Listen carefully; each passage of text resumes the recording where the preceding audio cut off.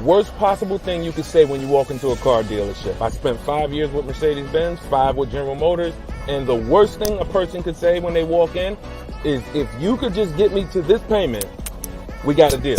So your loan's probably still like 19, which means you got to pay to get out. You're upside down. It's called negative equity.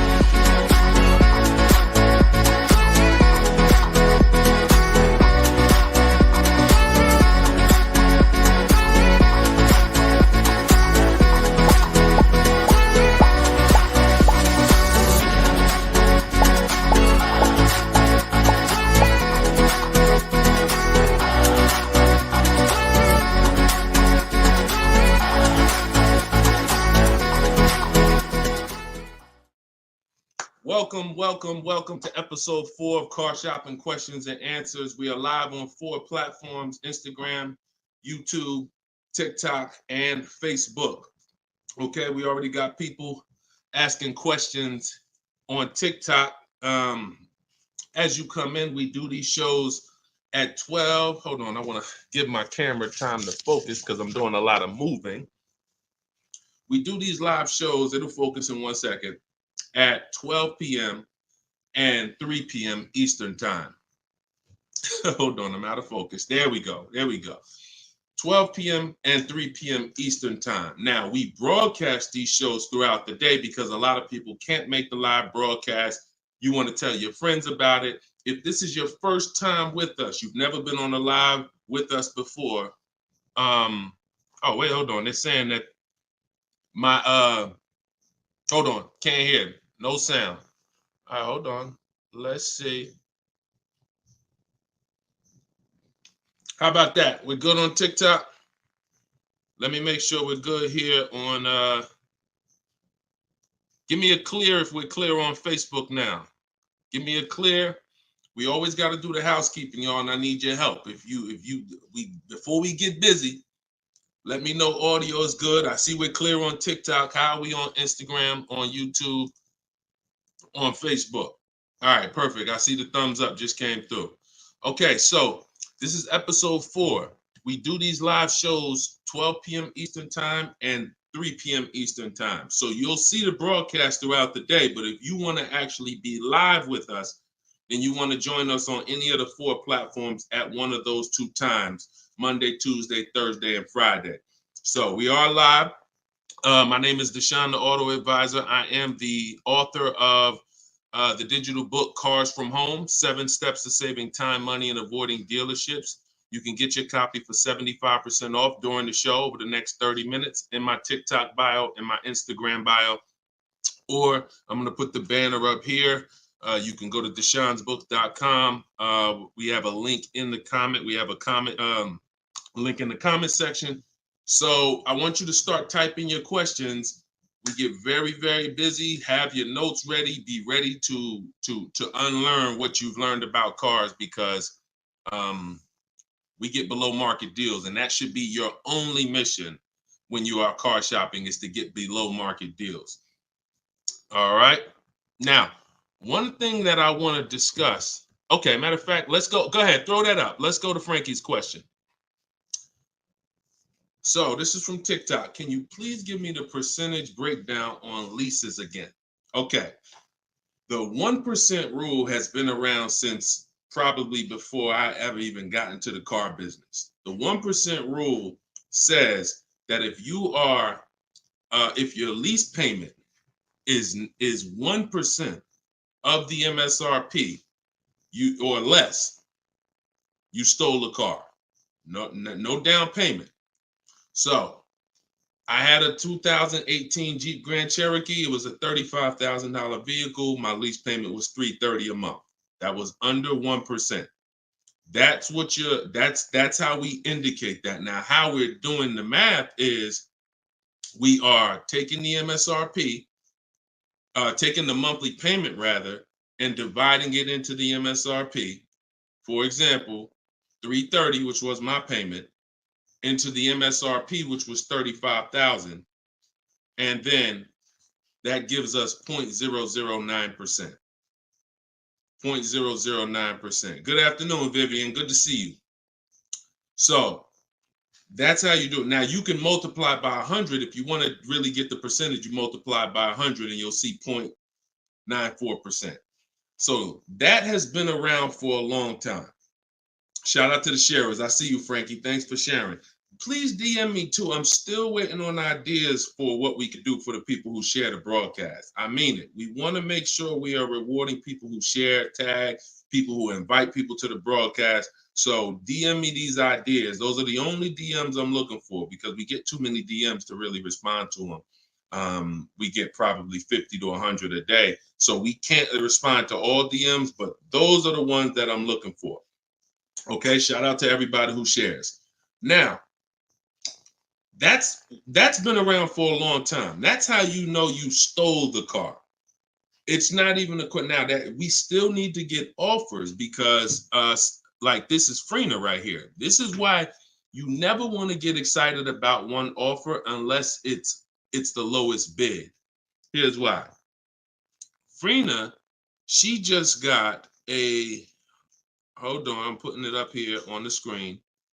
She just got a 0.88% lease on a Jeep Grand Cherokee hybrid anniversary edition. $65,000, $65,950 was the MSRP. Her best bid was $579 a month. She's in the video library. She has what we teach. Getting bids. See, so sometimes you could look and be like, oh, this offer looks really, really good. Should I take it? Not if it's not the lowest bid. It must be the lowest out of at least 5 offers.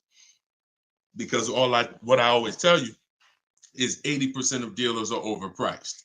They're going to overcharge. So that's how you know if you won. Now we had to come up with something. When I started teaching people about leasing, I said, oh, shoot, some of you going to go out here and you've been buying your cars and you're going to walk into dealers and you're going to get a lease and you're going to think it's good because you're still paying less than somebody who actually bought. But we had to come up with something that was showing you when you were overpaying for a lease. And so I started doing some math because I love math. And once I worked the math out, I said, okay, how much are we paying before we're paying too much for a car we're giving back? 1% is the steal. But what's the limit? And I started looking at how cars depreciate, how much car, if you bought it, how much the car would depreciate. And I came up with 1.5%. So when we look at the same vehicle that is, let's say a $40,000 vehicle, for example, 1% is $400 a month or less. 1.5% is $600 a month. Now, what you look at is the total you're paying over the 3-year lease. 600 times 36 months, that's 21.6. So when you take $40,000, you add your taxes and everything, you're probably going to end up about 44. 21 is about the threshold where you're still paying less than if you had bought. You're still losing less value, but and you're tying up less money. But at the same time, that's the limit. Above 1.5%, there's no value in this lease anymore. And that doesn't mean we go buy the car. That means we look at competitors because competitors do offer more aggressive lease pro. Every single vehicle, you guys, and there's over 400 of them, has a different lease program. Sometimes even the trim level is different. The Touring has a different lease program than the Limited.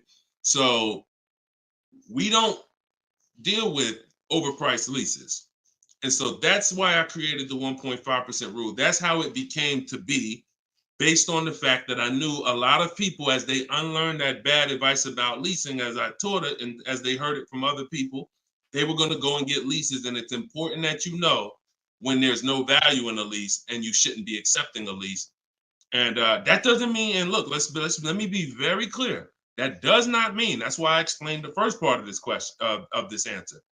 You don't walk into a dealer and say, hey, I'm trying to get under 1.5. You don't walk into a dealer and get a lease quote and then you say, hey, well, look, I got to be under 1.5%. No, you're doing this wrong.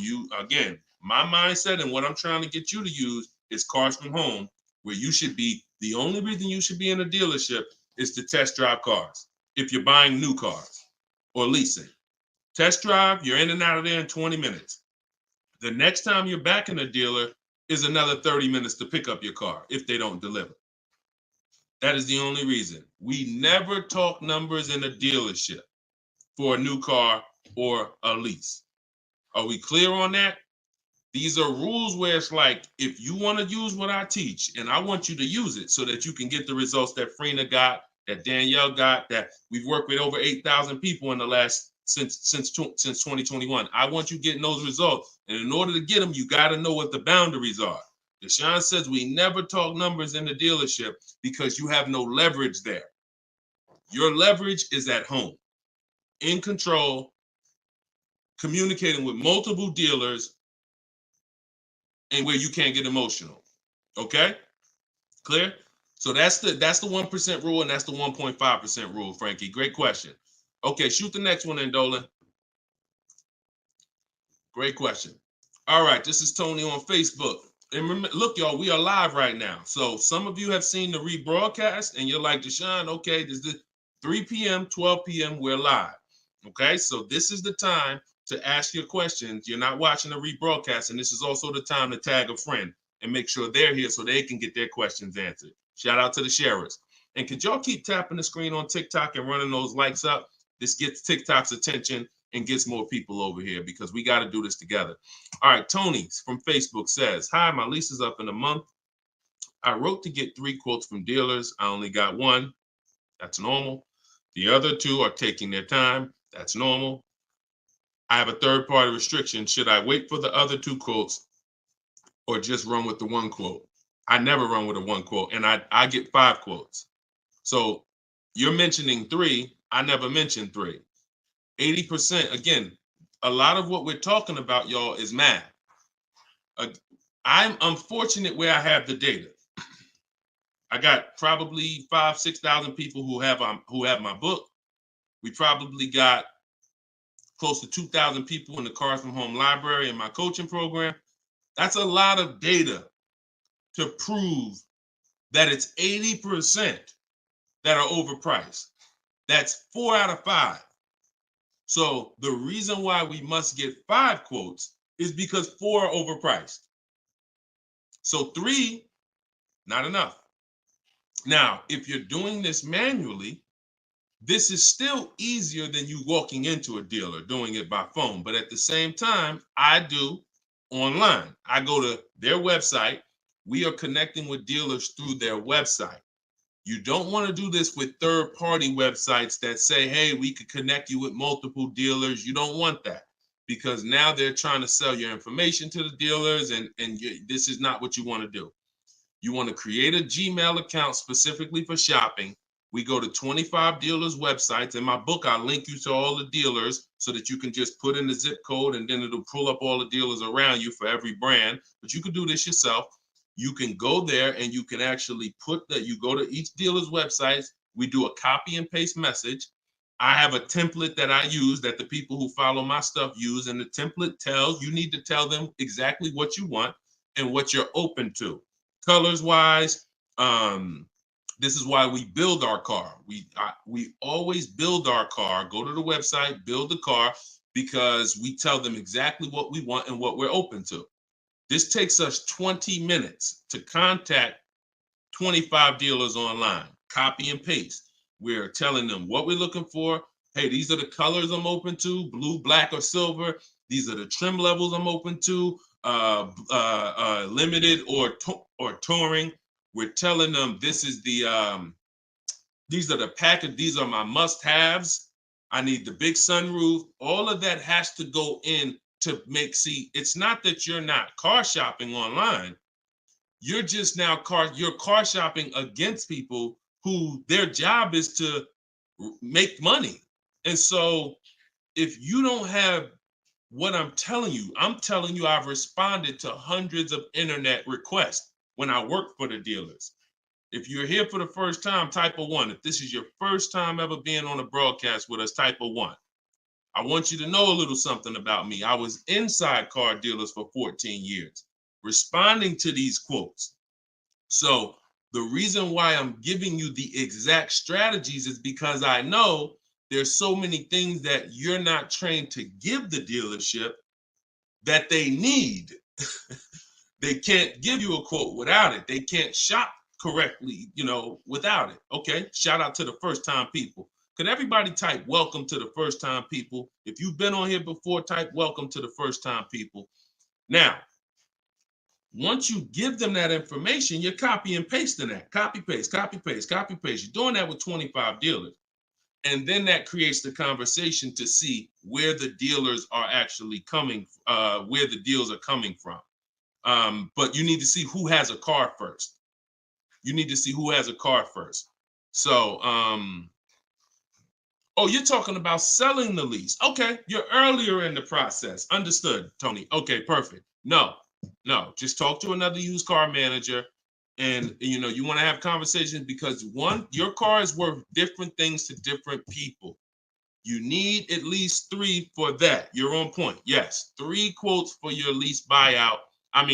For your old car from 3 different used car managers. And if the 2 are not getting back to you, then just move on to other ones. But be aware, you should be using those values you got online from the online buyers to see if you have equity, because not everyone has equity. The whole purpose of the equity assessment is to make sure you're not leaving any money on the table. That's the purpose. But there's no guarantee. Many people have turned their leases in not knowing that they should have done an equity assessment, and then the dealership sitting on $2,000, $3,000, $4,000, $5,000, $6,000 that they didn't know about. That's what we want to prevent.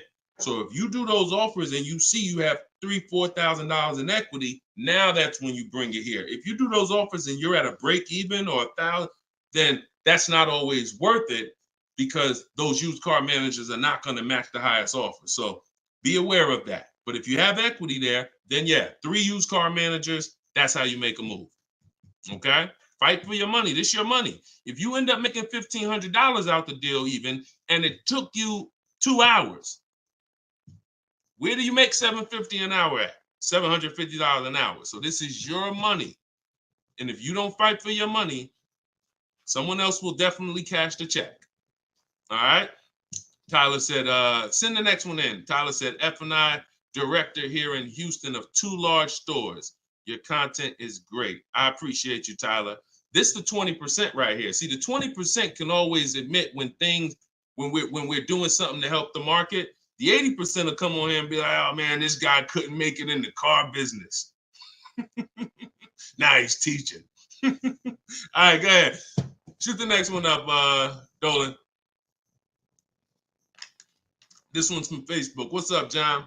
Instagram, y'all not typing enough questions. And Instagram, just so you know, the easiest platform to share on is Instagram, because you hit that little arrow, it looks like a paper plane, and it'll let you go down your Instagram friend list and send this broadcast out to probably 10, 15, 20 people.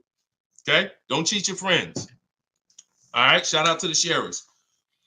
John from Facebook says, is it hard to purchase with a charge-off on credit 3 years old? So everyone who has credit issues should be following Shonda Martin. She's on all the platforms, Road to 750 plus. And you should be working on getting your credit to the point where you can qualify for the best programs. And you don't need an 800 credit score to qualify for the best programs. You usually need close to 680, 690 will usually qualify you for most tier 1 leases. Now there are some cars that have super tier where you tier A1 plus, but that's not most leases. That's not your standard everyday cars that most of us are leasing or buying. So the question is, the answer is, if you don't need a car, then you should be working on your credit. If you need a car, then there's nothing you can do. You need to make a move. And so I recommend a company like Limbuzz. We're always going to give the dealer a chance to match or beat our offer. So whoever we end up buying our car from, some of you have been taught never let the dealer participate. That's costing you money, because the dealer has 7, 10, 12 banks on their end. Now, If they're trying to beat and earn your business, now that's a winning position. See, check this out. When you have a finance manager who's saying this about you, what's the highest interest rate you think they'll pay? What's the highest payment you think they'll pay? That's a bad position to be in. That only happens when you have no leverage, you haven't shopped, you haven't come in with an offer, and now they're trying to see the highest interest rate that you'll pay. We're not doing that. You're doing it our way, which is we're going to have we don't let anyone touch our credit until after we find our car. Now, once we find our car, get our best deal through a bidding system, now we're going to take that purchase agreement, that's a receipt. Yep, I see the questions coming in on Instagram. We got you. Hold on, Atlantis. Once you see the long form receipt, now you take this home, and this is when you're going to contact your bank, your credit union, the online lenders. You're going to go online lenders, online banks, online credit unions. You're going to let all these people have a shot at your business. If you do this within a small window of time, if you do it my way, it only take you 2 days. This is going to weigh on your score the same as one hard inquiry, because this is something called rate shopping. This is not going from dealer to dealer, getting turned down or putting in applications and nothing like that. This is how you rate shop correctly. I call this the bank bidding war. When you get my book, I also send you the bank bidding war blueprint. It's going to be going into my book, but I need about another month to be able to combine it.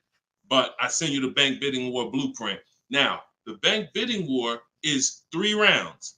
First thing we're doing is seeing, is there any special interest rates that the car we're buying has? In your particular case, John, with credit challenges, you're not going to qualify for that. That's okay. But we need to check that. If there's 0%, 0.99%, that eliminates our need to do anything else with financing, because no one else is going to beat that. Second part of the round starts, there's 3 rounds to the bank bidding war. The second part comes after we find our car, and it's what I just broke down. When we come home, we let all these banks, these lenders, online credit unions run our credit, and so they're bidding and submitting us their loan offers. Now, the third round is the dealer. That's when we're going to call the dealer who we reserved the car with and say, hey, I got 6.29 from this bank. If you can beat it, I'll give you the business. Now, this is the big difference, you guys. When you have a finance manager who's trying to beat your offer, who's calling their banks and saying, hey, I need to get 5 point something because this person already has 6. That's leverage. When you start bidding, like I'm teaching you, like what's in my book, like what's in everything we do, in my videos, everything's a bid. You have the leverage. And there's no way for you to overpay when you are getting bids. So that finance manager calls you back, it's only going to be 1 or 2 answers. Hey, Stuart, man, listen, I tried my best, man. I reached out to every bank I got. No, I can't beat that rate, man. I appreciate the opportunity, but you can go with your own financing. In which case, you guarantee you got the best loan. Second thing is, hey, you know what? You had a good rate, man, but I got somebody to beat it. So we can do it right here for you. Perfect. In which case, you guarantee you got the best loan. See, you don't have enough people competing for your business. That's where your buyer's remorse is coming from. That's where your lack of confidence is coming from. That's why you're driving off from a dealer saying, hey, you think we could have got more money? You think we could have got another $1,000 off? That's all buyer's remorse because you don't have enough people competing. So I want you to stop that. I want you to use what I'm telling you to do. All of this is in my book for those of you who like Deshone. I don't even want to remember all of this. It's all in my book, Cars from Home, 7 Steps to Saving Time, Money, and Avoiding Dealerships. This is what I've been teaching for 3 years. And this is what I've been doing since 2015 myself personally.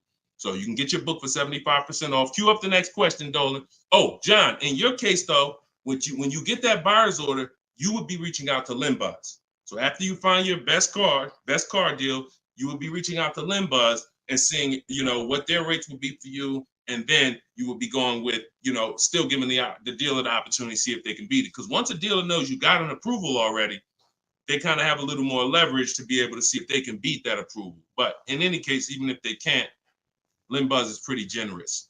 but we don't do this until after we find our car. Okay? Great question. Shoot the next one up, Dolan.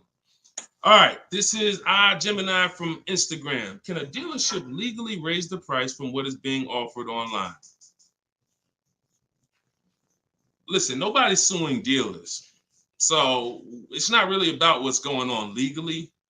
It's probably more ethics than anything. And we don't expect dealers to be ethical. We don't need dealers to be ethical. They've proven that the majority of them aren't ethical. So when you're not ethical, you walk the fine line between breaking the law and not.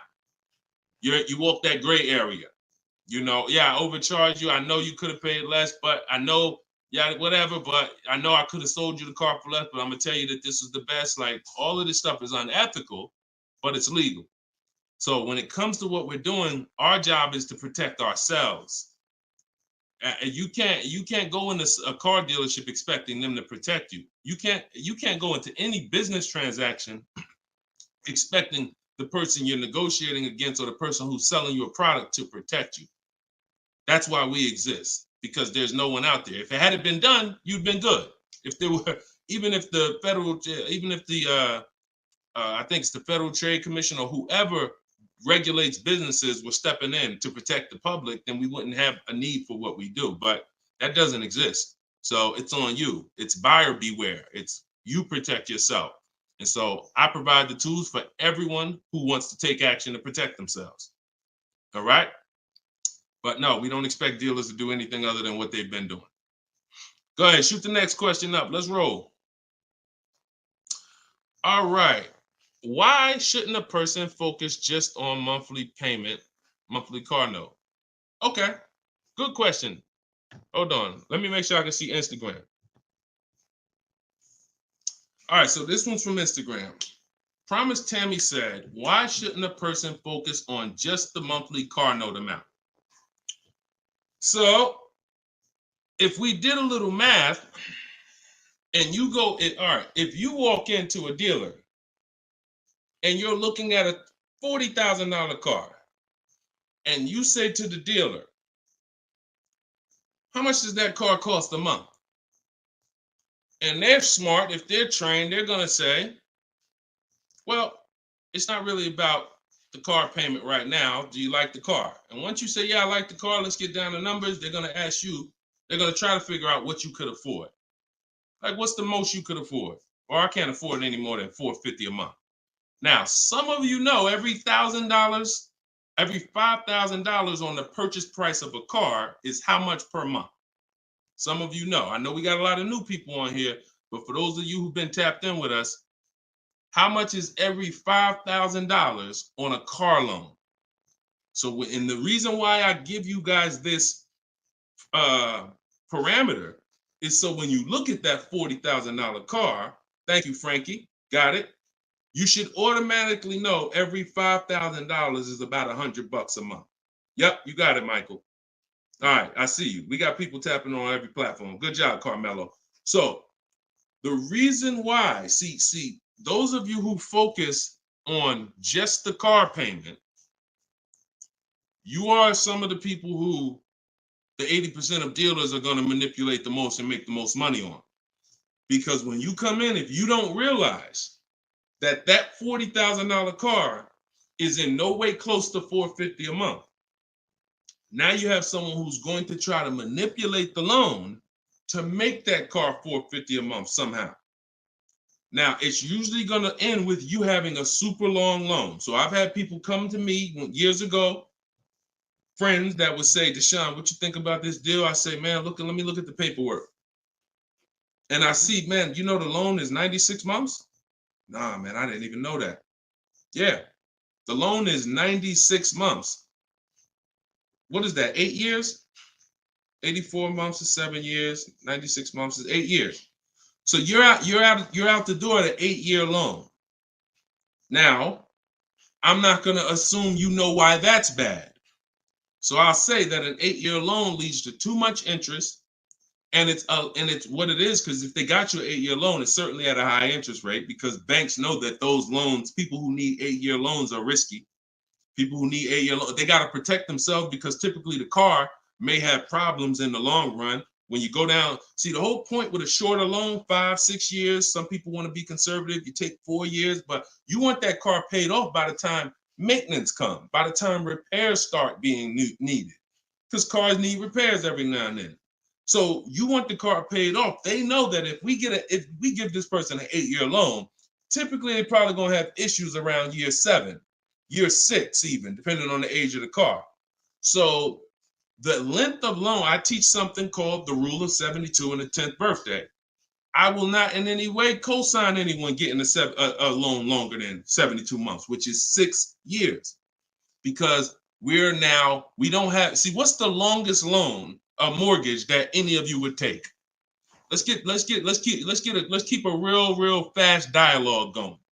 All of this is to really answer the question that Tammy's asking, which a lot of other people have.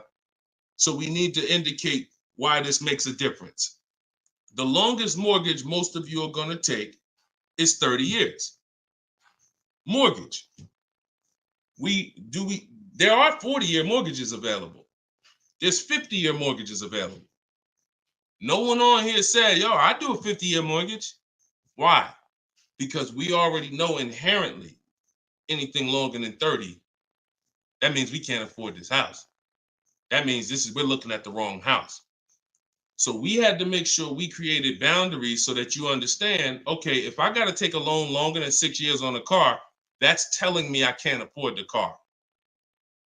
So once I get my best price, I should already be able to afford that car with a 6-year loan or less. And I combine that with the 10th birthday. So when you look at your car, you should have your car paid off by the 10th birthday. You're taking a lot of risk if you got a loan on the car past its 10th birthday. A lot of the times I was in a dealership, people came in with problems, big repairs, and they still had car payments. Car's 10 years old, 11 years old, and they still got car payments. You could run the risk of being in trouble because that car could be in the shop. Some of you have experienced this. Car's in the shop and you still got a monthly payment due every month. Now, this is disaster, and that's what we're trying to prevent. That's why we don't focus on the monthly payment. When we're purchasing a car, we are only focused on the price of the car. We need to, before we even think about monthly payment, how about this? We need to make sure we're getting the car for the lowest price possible. Because some people go in and like, hey, the car's 40 grand. Well, what if another dealer will sell it to me for 35? Once I get the lowest price, then I'm concerned with what my monthly payment is going to be. So there's steps to this. But yeah, don't focus on monthly payment and just stay committed to what we're teaching, and you'll learn and you'll see why, even more information of why that's bad. But we want you to understand the numbers. Okay? Typically, you focus on monthly payments, you don't quite understand the numbers, but you will. All right, this one's from TikTok. Can you give us some tips about co-signing? Ooh, I have a very, very, very strict rule when it comes to co-signing. Now, some people, you're not going to like this. Some people will tell you this is bad advice. It's just my opinion. I've seen tons of horror stories. I've seen people walk into the dealership. I've seen young people who will co-sign, who will use up people's credit, co-signing, and just burn them, because no one cares about, if you don't care about your own credit, you certainly don't care about someone else's in a lot of cases. So, but I do have some rules, because sometimes it's gonna make sense. When you can pay, if a person does not pay, then you're good. Example, my daughter, we're gonna get her a car. I'll co-sign only if I can pay the note if she doesn't pay. So let's say she's working, she's paying X amount per month, I'm co-signing, but if for example, she loses her job, anything happens, I can pay if she doesn't pay. That could be for the spouse. If they don't pay, I will pay it. As long as that's the rule, then you're protecting yourself, because where you get in trouble at is if you can't pay, if they don't pay. He told me he was going to pay it. He's missed 2 payments. Your credit doesn't get, no, they don't care. So you got to be willing to say that. This has to be a person that I'm willing to pay if they don't pay. That means I got to have that type of relationship with them. Or if I can't pay, if they don't pay, I'm not co-signing, because I cannot depend on things that will go wrong. Life will happen. And then I'm sitting out here and my credit was 700, 750, 800. Now it's 620 because they missed 3 payments and I'm struggling to get this car back from them. Okay? Those are my hard rules on co-signing. I don't deviate from them. And those are typically rules that if you follow them, you're going to be safe. Okay? All right. Shoot the next question up, Dolan. Diana said, my brother asked me to co-sign. I told him, hell no. Listen, that's it. Listen, people will ask you to co-sign quick as, listen, people will ask you to co-sign like they just asking to borrow sugar. Hey man, can you co-sign this loan for me? No, listen. It takes a while to build up great credit, and it takes seconds to destroy it. Nicole from Facebook said, are you able to negotiate third-party restrictions in a new lease? So these are two separate things. The third-party restriction is the selling of the old car, not the new lease. We're not mixing these two. So we're gonna, the people who work with me, you're selling your old car independent of the new deal. The new lease is its own transaction. We split everything we do into separate transactions. See, the car business has taught the public to give them up to 3 transactions. Buying a car from them is one transaction. Getting a loan from them is a second transaction. Letting them buy your old car, which you call trade. We don't use that word. That's 3 transactions. There's money in each transaction. There's money in each. That's why there's companies that only want to give you loans. They don't sell cars. There's money in loans. There's companies that only want to buy your car. They don't care about selling your car right now. There's money in buying cars.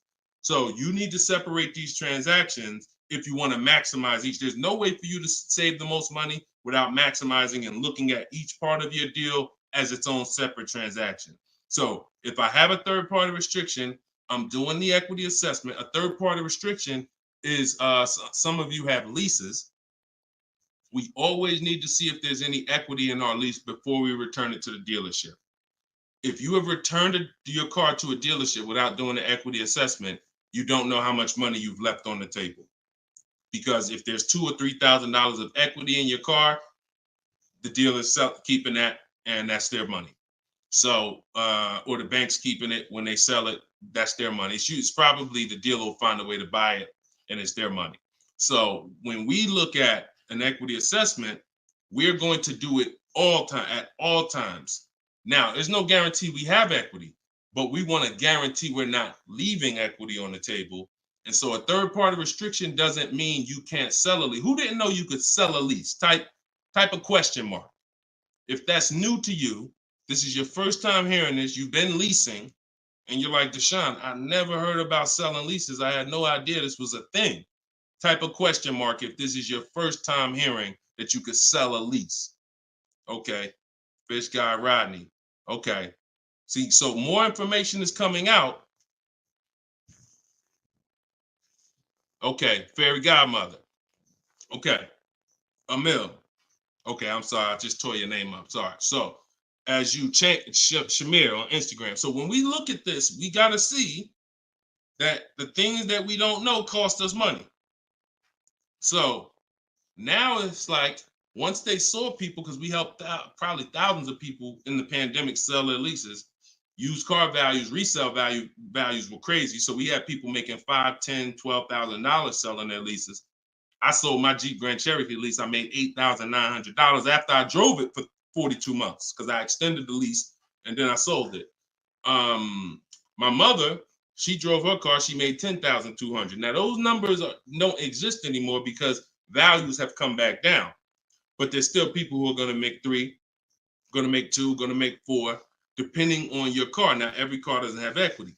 But when it comes to the third-party restriction, they don't say you can't sell. They limit who you can sell to. You must sell to a local used car dealer.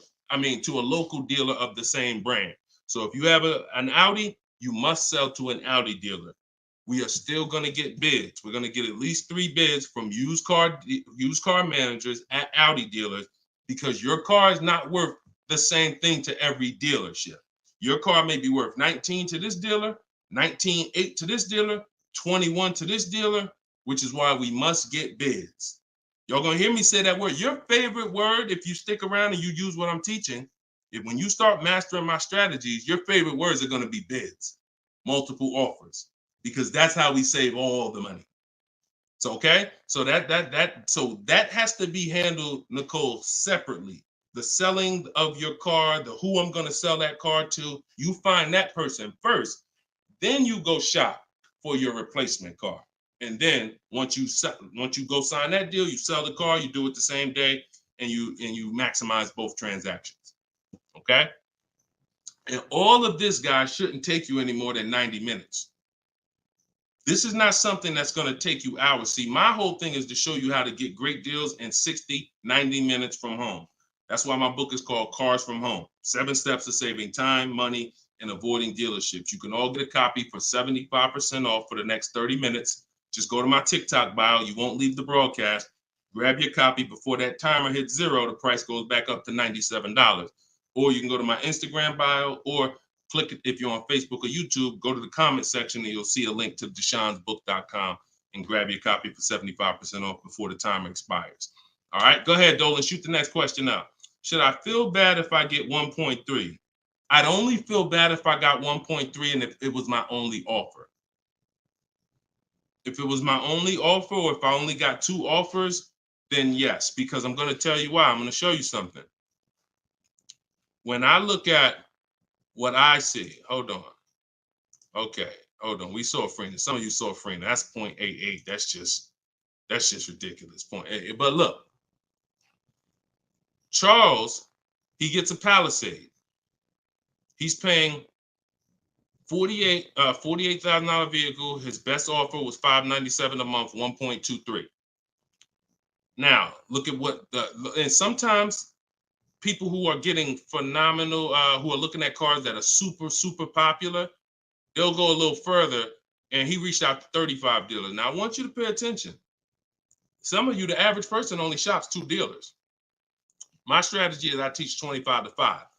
But once you see my copy and paste system, which is in my book, I have a copy and paste system where we're on their website. You'll see that I could talk to another 10 dealers.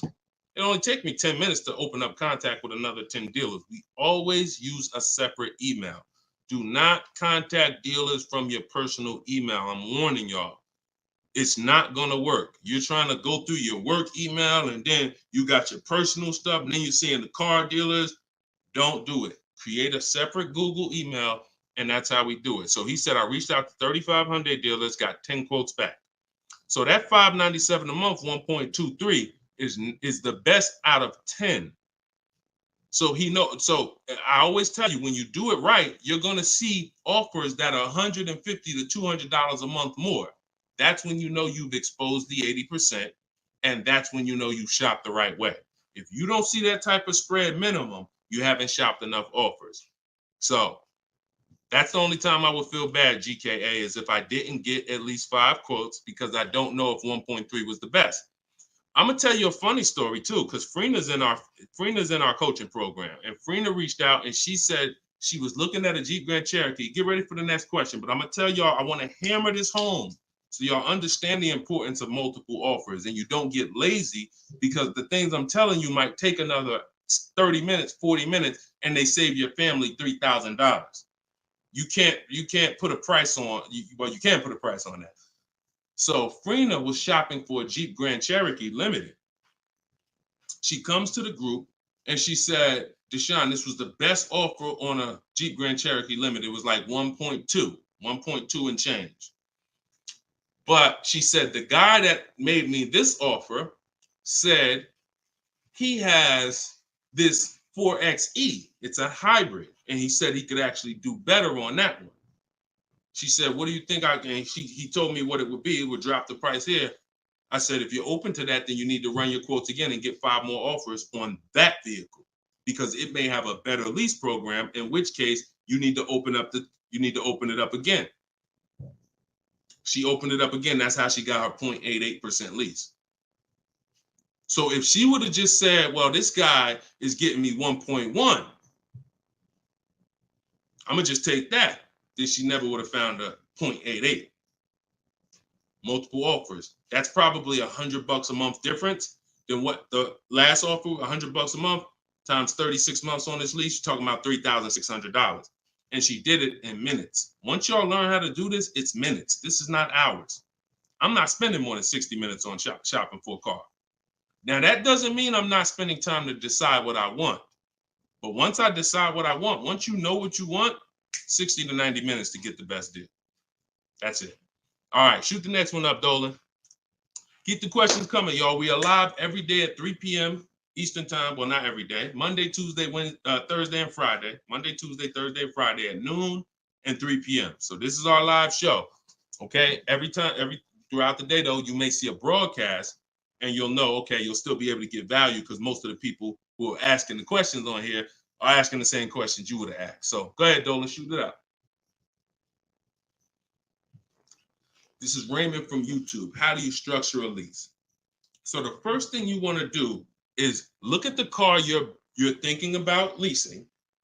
And we like to use a 1.25% formula estimate to see if we should be even looking at that car. Okay. So if I'm looking at a car that's $40,000, I'm doing a 1.25% estimate. I'm multiplying it by 0.0125. And then I'm going to see, 40,000. I'm multiplying that by 0.0125, and that comes out to 500. So that's going to tell me if I'm looking to be at 300, that's not the car that I'm going to be looking for in most cases. Now, we don't know if the best deal is going to be 1.25, but we're trying to estimate based on a bad deal is above 1.5. Anything above 1.5, we're overpaying for our lease. No money down. Money down comes later. Now a steal is 1.1%. So I teach something in my book. It's called 1% is the steal. Between 1% and 1.5% is the deal. And then above 1.5% is time to chill. We don't do that. So that's the first thing. Now, once we move past that, now it's time to choose our mileage. So we're going to look at our lifestyle. We're going to see how much we drive to work, how much we're going to be driving the car. And once we come up with that, you're just doing some simple calculations. What's your round trip to work? 10 miles. How many days a week? 5 days. Okay, that's 500 miles a month. That's if you do the math. Let's say your trip to work is 20 miles round trip, and you do that 5 days a week. You're doing 100 miles a week to work. Times 52 weeks of the year, that's 5,200 miles. So I walk you through this in my book, but this is simple. 5,200 miles, and then you say, okay, well, I like to do a little leisure. I like to take a little trip down here. I go fishing, 1,000 miles away, blah, blah, blah, blah. So you're calculating what you're going to do. The easiest way to do it is to look at your old car and see what you've done. But if you don't have an old car, this is how you calculate it. You come up with, all right, I only need about 9,000 miles a year. Perfect. All of our leases, we shop our offers with 12,000 miles a year. That's your average miles. That's what we want to base our formula from. So whenever we reach out to a dealer, we do this online. As I said, everything we do is online. Once we do this, we're shopping multiple dealers and we're telling them, work us up a lease quote. First month's payment, total out of pocket. If you were on the last show earlier, we talked about we don't say down payment anymore. We say total out of pocket, TOP. Everybody who's clear on TOP, if you were on the last broadcast, type TOP. If you weren't, TOP is total out of pocket. That means only thing I'm giving you for this offer right now is my first lease payment, and I'm driving off. Total out of pocket. We're not saying down payments anymore. Okay? So now, we're structuring our lease with first month's total out of pocket, 12,000 miles per year, and that's how we're sending the offers out to the dealers. All online, all copy and paste. These are all templates I have, but I have templates where you just fill in what you want, blah, blah, blah, all in my book. There are links, there's templates, but if you're going to do it your way, that's fine, but this is how you do it. And you can sit in your computer and just copy and paste. And now you're looking to get 5 quotes. That is the mission. 5 quotes, and that's it. That's how we structure our leases. Once you're done and you get your best quote, Now that's when you adjust your mileage. So once you identify the best dealer, the winning bid, now you're going to say to that dealer, hey, can you adjust the offer to 10,000 miles a year? Can you adjust it to 18,000 per year? Can you adjust it to 25,000 per year if you're a high mileage driver? And you adjust it from there. But that's it. You do this over and over, rinse and repeat. Rinse and repeat. All right. Great question. Shoot the next one in, Dolan. All right. Shout out to the sharers. Thank you, Liba. I see you. Thank you so much. This one's from Preston on YouTube. What is the best way to finance a car out of state? It's no difference. It's really no difference. We're going to find the car. We're going to get the buyer's order. We're going to have them. Now, the thing about a used car, if it's a used car, we got to test drive the car. So what you may want to do is if you're picking up a car out of state, you may want to go there, lock up the car, grab a cheap hotel for the night, stay there, because you don't want to eliminate the bidding process. The bidding process is your bank, your credit union, online banks bidding, and then dealers bidding. The dealer who you get the car from, they're bidding against that. Some of you don't really understand how much money is in finance. On a $40,000 loan, 2 points on an interest rate could literally be $2,500. So we got to understand there's a lot of money in loans. So if I'm driving to pick up a car out of state, what I'm typically going to do is go test drive that car. If I like it, I'm locking it up with a deposit. I'm taking that buyer's order. I'm gonna go back, depending on how far it is. If it's 3 hours away, I'm probably not gonna drive home and then come back. Depends on you. I'll probably just post up in a hotel. Go do my financing online. Let all these banks and credit unions run my credit so I can get their offers, and then I would call the dealership the next day and say, hey, this was my best offer. If you could beat it, I'll just come get it from you, and that's it. I'll spend $50, $60, $100 on a hotel to save $3,000, $2,000 on interest on my interest rate. But everything else is the same.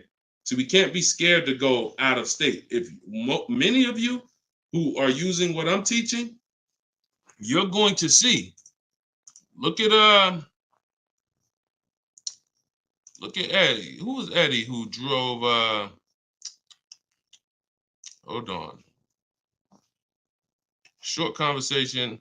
John, hold on. Market. Trying to think. I'll see many of who I'm going to share with you. You'll see they'll say when they're picking up their car, I'm driving 45 minutes. I'm driving an hour and a half away. Look at Sean. Perfect example. Sean, he's also in our coach. Now, I don't want you to think, I got to be in Deshaun's coaching program. There's just some people who are. The information's in the book. We got the video library. For those of you who are like, okay, I like videos to go along with the book, that's fine. I link you to some videos in the book, but then there's some people who coach with me and I can talk personally to them. So Sean comes on here and he comes into the group. He said, he sends this. Look at the amount. He said, I'm looking at some advice on this F-150 Lightning XLT. It's a $73,000 truck. The dealer discounted it $4,900 and then revealed that there was a $15,500 rebate. His total savings is over $20,000 off this truck. So I'm like, all right. Now me, being who I am, I don't know if that's the best. 2015, I sold 2 Maybachs. They had $20,000 rebates on it. So we don't know if this is the best. I haven't seen, this is what I said to him. I haven't seen the other offers yet, but I'm assuming you got at least 5. You're saving over $20,000 on this with this discount and rebate, but the only way to know is to compare to the other offers. See, I'm not going to get excited about this deal until he tells me what I'm about to read to you. That's when we get excited. He said, guess I could have put a little more info on here. Yes, I got about 15 quotes. You see the difference? This is what I want you to get.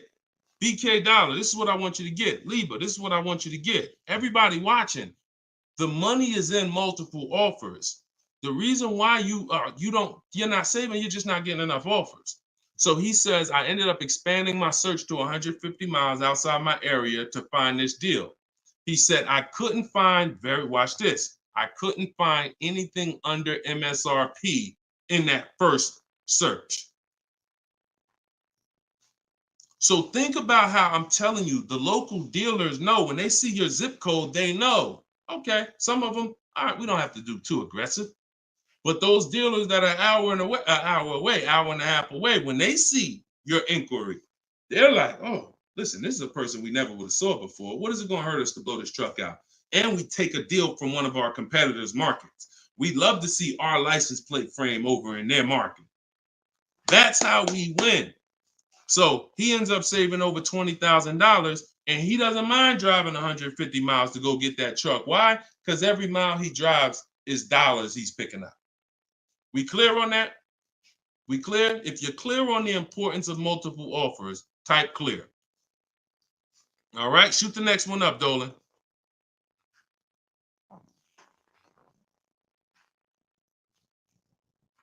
Okay, this one's from Instagram. Atlanta's Black Gabriel, or Gabrielle. I think it's Gabriel, my fault. So, in the market for a new Chevy or used Chevy Malibu, what's the best route, leasing or financing? How many years are you keeping the car?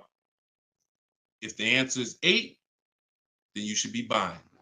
If it's at least 8, see, I teach something. My book is called Cars from Home, 7 Steps to Save Time, Money, and Avoid Dealerships. Everything I do, when you go, the video library that we have, your best deal in 7 days, 7 steps. These are not going to change. The first step is the foundation to your deal. The first step is the foundation to your deal, which is lease or buy. Because you cannot get a good deal if you bought when you should have leased. It's impossible, because the amount of money you're going to pay on the purchase is going to be too much if you buy brand new. And if you buy pre-owned, it's going to be about the same amount you'll pay. So when you buy, if you're not keeping your car 8 years and you buy a used car, 3-4 years old, and then you trade it in 5 or 6 years, you're going to pay the same amount or even a little more than someone who got a great lease deal and drove brand new vehicles. So it's all about how many years you're keeping the car. If you're keeping the car, if you're like Deshone, there's no way I'm keeping the car 8 years. That's not my style.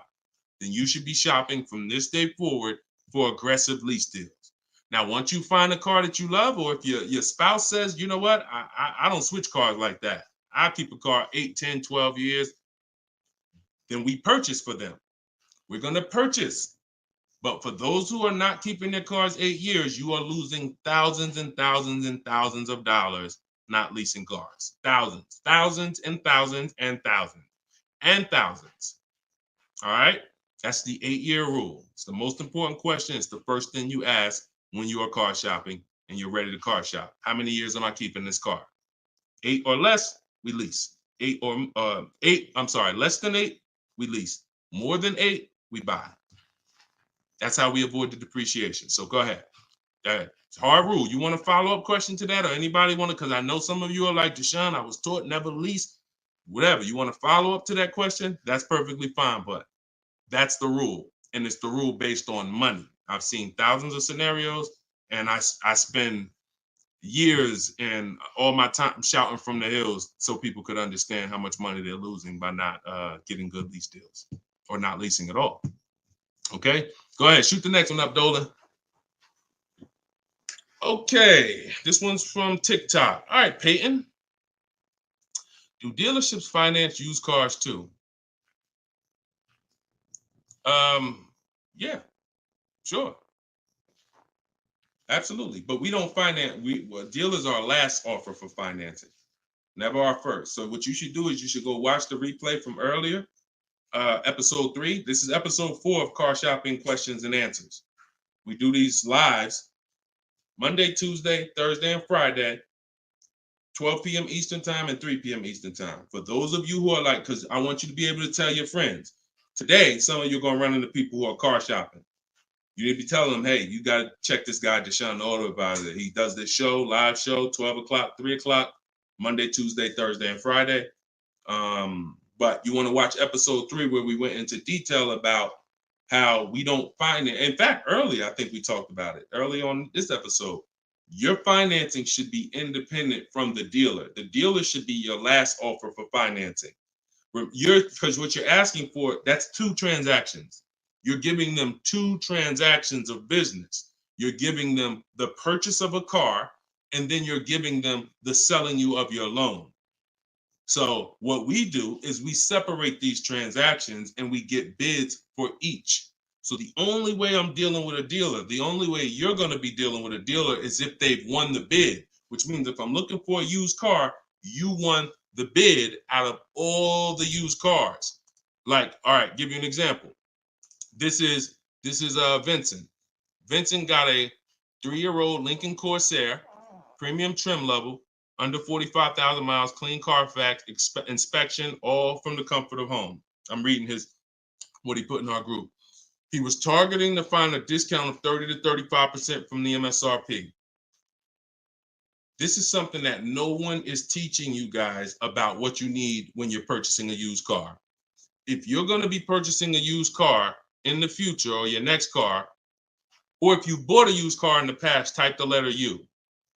Type the letter U. If you're going to be purchasing a used car, or if you have purchased a used car in the past, I'm about to give you something that you have never heard before, but it is no way for you to know you got a great deal until you start talking the way Brandon talks here. You notice he said 30, he was targeting to find something 30 to 35% from the MSRP.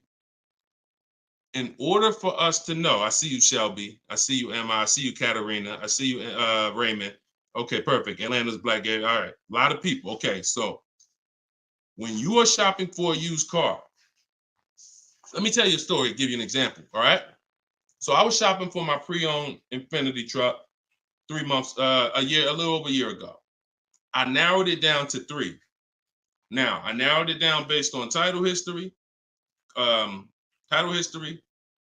service records, accident history. We talked about this in the last episode, episode 4. Title history, service record, episode 3 rather.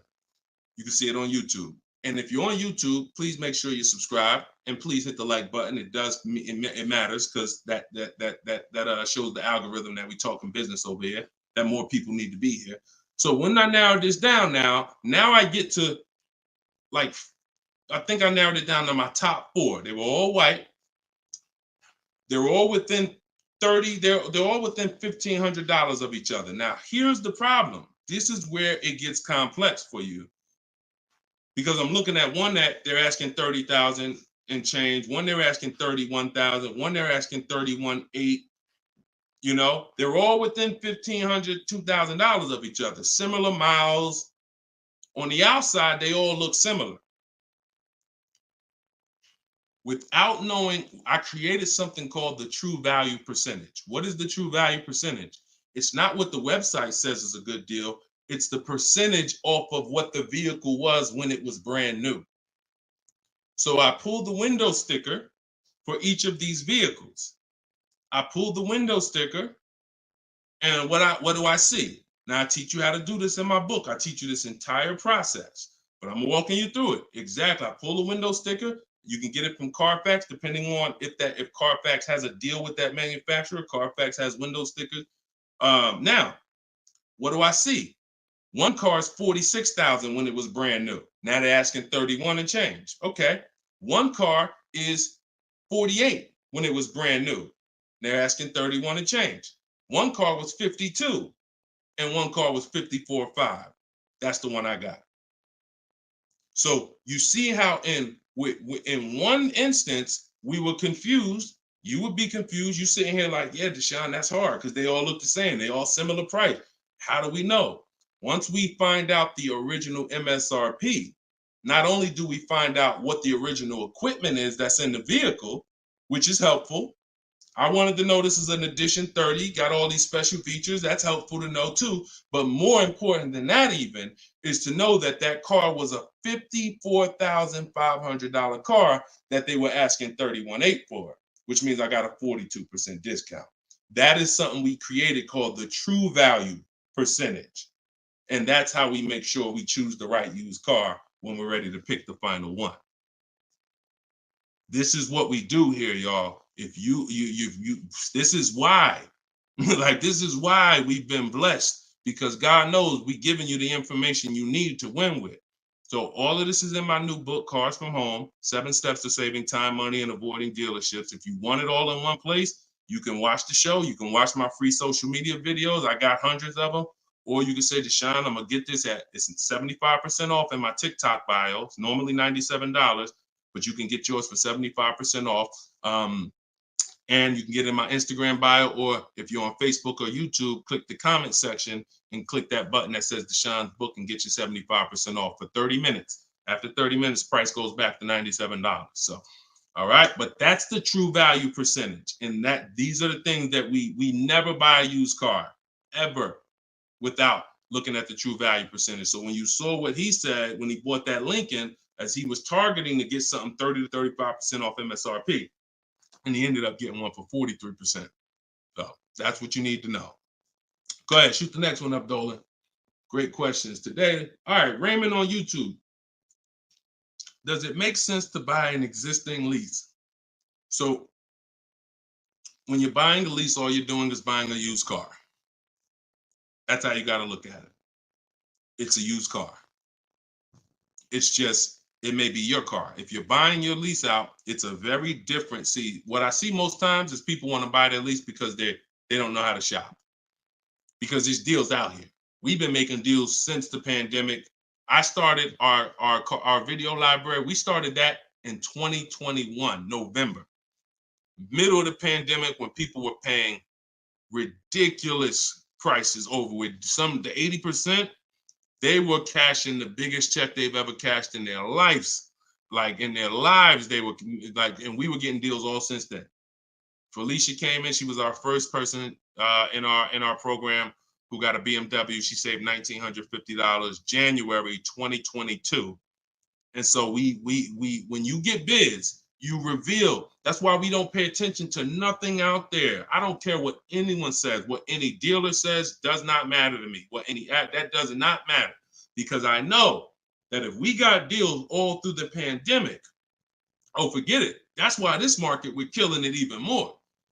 So, you know, if you're buying your lease because you're keeping it another 8 years, you say, man, Deshone, I used to lease, but you know what? I really want to buy something that I could keep for 8, 9, 10 years. Then sure, buy the lease.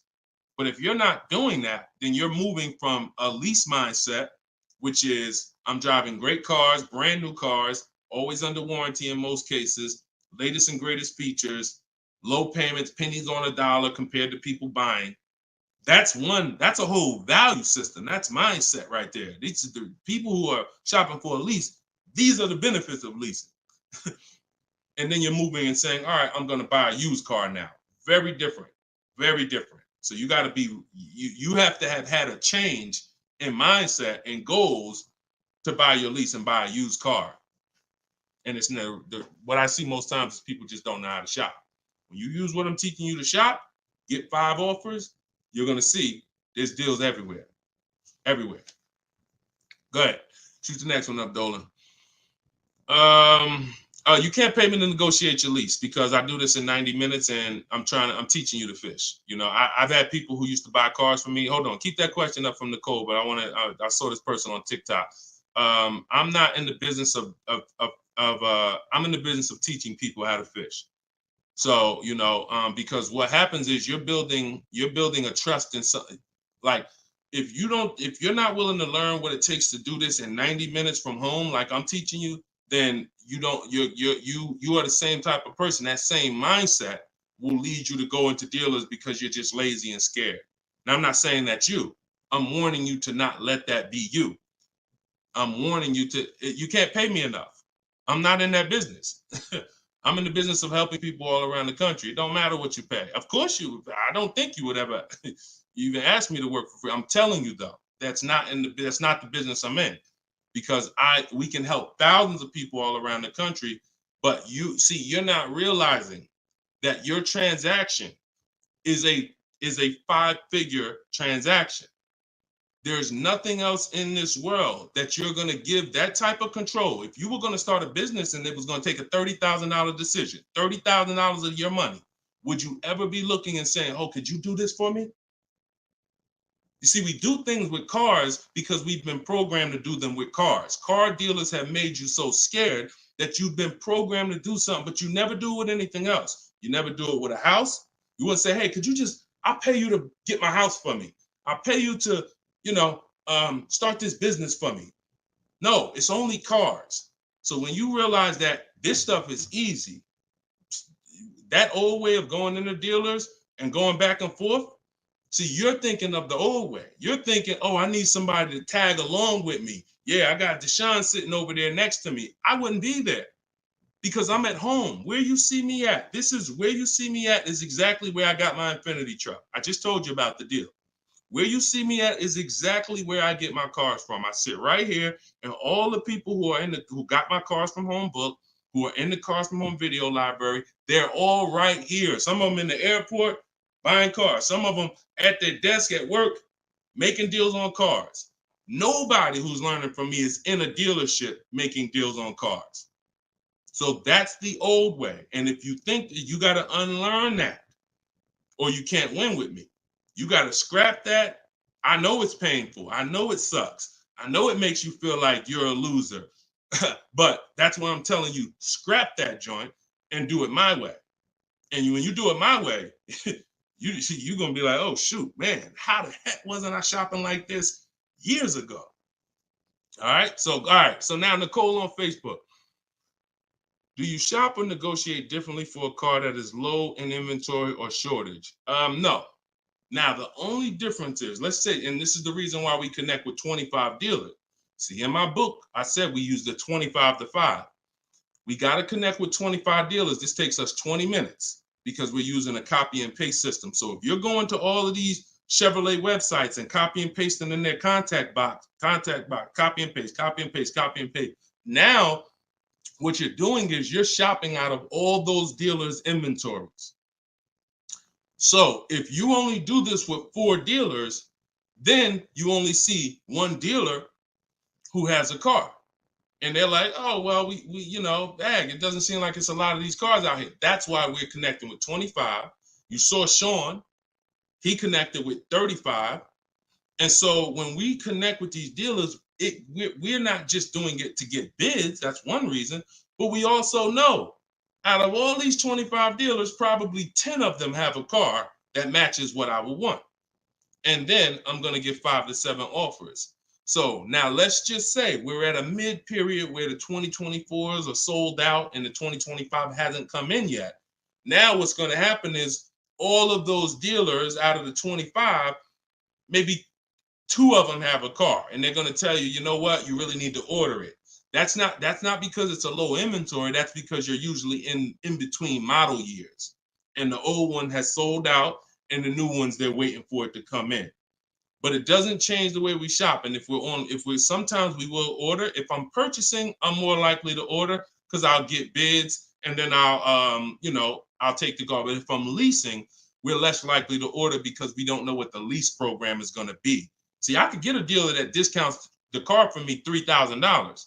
We had a person in our group, and they were getting a new BMW X4, the X4M, like the performance edition. We had a dealer, their best bid, the dealer was taking off $3,000 off MSRP. So, but the lease program is what we didn't know. And once the car came and they put the lease program on it, we saw that it was over 1.5%. So even at that discount, wow, we saved $3,000. Now, if she was purchasing it, that's a win. $3,000 off, beat everybody else. So I don't mind ordering if I'm purchasing. But on a lease, I'm less likely to order because I don't know what the lease program is going to be until the car gets here. Okay, but yeah, that the process doesn't change. It just we have little caveats based on on low inventory. Okay, process is the same. Nothing changes our 7-step process. Nothing. All right, go ahead, Dolan. Shoot the next one up. All right, great questions today. We got Jermaine, Facebook. So how do you transition out of a finance into a lease? Instagram, y'all not asking a lot of questions. All right, hold on. Get blooming chosen one. All right, hold on. All right, Jermaine from Facebook says, how do you transition out of a finance to a lease? All right, perfect. So now what I like about this question, Jermaine, is you've already answered the most important question, which is how many years am I keeping the next car? That's step one in our 7-step system. You've already answered that because you've determined I should be leasing. Now the next step is equity assessment. Equity assessment. Call the bank. You don't have to worry about third-party restrictions or nothing because you're not leasing. I mean, you're not coming out of a lease, rather. So you're going to call your bank, get your payoff. You're going to take 20 minutes, go on CarMax, Driveway, Carvana, Kelly's Blue Book Instant Cash Offer, AutoNation Sell My Car, Car Guru Sell My Car. Get those 6 offers. That's going to tell you if you have equity, break even, or if you have negative equity. That's your next step. Don't do anything else until you do that. Okay? See, we always have to account for our current asset before we start moving forward. What happens if he has $3,000 in equity? That means he has $3,000. He could either apply towards his next deal, or he could put that money in his bank account and, maybe he leases the next car with no money out of pocket. So equity assessment always comes even before we budget, before we plan our mileage, before we do anything. Equity assessment is what we do. All right. All right, shoot that next one up. Shoot that one up from Instagram if you got it, Dolan. It might have took you a minute, but because we got it's comments from everywhere, y'all. No matter. Okay, here we go. For your calculator, why doesn't it negotiate to the lowest offer? My calculator is the best. My calculator is the best thing that exists because it takes all the offers you get. By the way, y'all, what she's talking about. And you got to be specific because I do have multiple calculators that I've created in my book, multiple softwares where you plug in stuff and it spits out so one of the calculators that I have is the counter offer calculator. So we never accept a deal until we send a counter. So what we do is we take the counters. We take all the offers we get, we plug them into my calculator. Whether it's a lease or whether it's several types. One is for leasing, one is for cash purchases and financing. Now, when you're financing, you're always getting your deals with tax and everything included, all in. So what it does is it takes all the offers, you plug them in, and then it spits out which one is the best, and it counters everyone based on the best offer. So let's just say a dealer says, I'm gonna do a 1.1% lease, and then this dealer says 1.2. This dealer says 1.3, 1.5. It's not countering all the high offers based on their high offers. It's countering all the offers based on the lowest offer. Because if the 1.1% lease was presented to us, that means any of the dealer could have did it. So now we're calling out the 80% and letting them know that if this dealer offered me 1.1%, then you all could have done it too. You're just choosing not to do it, in which case that's what the 80% do. So we counter every single one. We even counter the lowest one. And some people in the group will say, Deshone, man, this dealer is the lowest, man. Should I be countering them for another $50 less? I say you must counter. Because you don't know if there's another $10, $50, $20. If you don't counter until a person tells you there's no more room, even if they're the lowest, that's not the best deal. So sometimes you counter the lowest offer, and the lowest offer will be like, listen, man, I gave you my best shot. I got nothing else. We know they're telling the truth because we got 4 or 5 other offers that are much higher than that. Sometimes they'll be like, listen, I can't do that $50. I get you another $10. That's the best I got. We know they're telling the truth because all the other offers are a whole lot higher. So that's the way the counter offer calculator works. It's gold. It's gold. So all right, we had an hour and 19 minutes. We try to keep these broadcasts about an hour and 15. Every now and then we go a little over, but listen, y'all, we are live Monday, Tuesday, Thursday, and Friday, 12 p.m. Mark your calendars, 12 p.m. Eastern time, 3 p.m. Eastern time. I'm hoping to, in the next couple of days, have a link in my bios so that people will be able to actually go to our calendar, put a reminder, but you know it. 12 p.m. Eastern time, 3 p.m. Eastern time, Monday, Tuesday, Thursday, and Friday. And this whole broadcast is sponsored by, if you just jumped on, I'm the creator, I'm the author of the book, the digital book, Cars from Home, 7 Steps to Saving Time, Money, and Avoiding Dealerships. You can get it for 75% off. It's normally $97, but as long as you get there before the timer hits 0, you can get it for $24 in my TikTok bio, in my Instagram bio, or you could go to deshonesbook.com in the comment section on YouTube or Facebook. Get your copy for 75% off. I'm also the creator of the Cars from Home video library, and I've coached over probably 1,500 people now since 2021. So we've been doing this. Everything I'm teaching you is proven. And I'm going to tell you, just like I tell my coaching students, when you get my book, see, I don't do questions and answers for my book, y'all. See, there's people who DM me. First of all, I don't even see DMs. The reason why I can't do question and answers because there's no other author that does it. So I make myself available probably more than anybody. But when you buy the book, trust the process. If you don't see me say do it, don't do it. Do everything I say do. I tell everybody, even if they're in my coaching programs, you must trust the process that I'm giving you, and you got to unlearn your old process. Don't even think about your old process. Use my process, and I'll lead you to where you want to be at. Guaranteed. All right, so get your copy. I will see y'all all on the next broadcast. Tell your friends. Welcome to the new followers. Welcome to the new subscribers on YouTube. I appreciate y'all. We'll be back for episode 5. God bless you.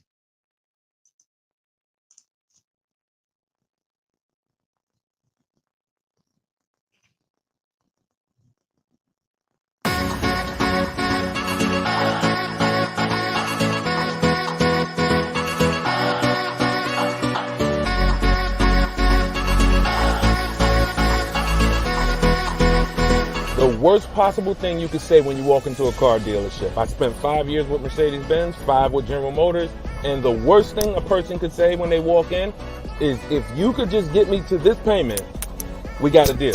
So your loan's probably still like 19, which means you got to pay to get out. You're upside down. It's called negative equity.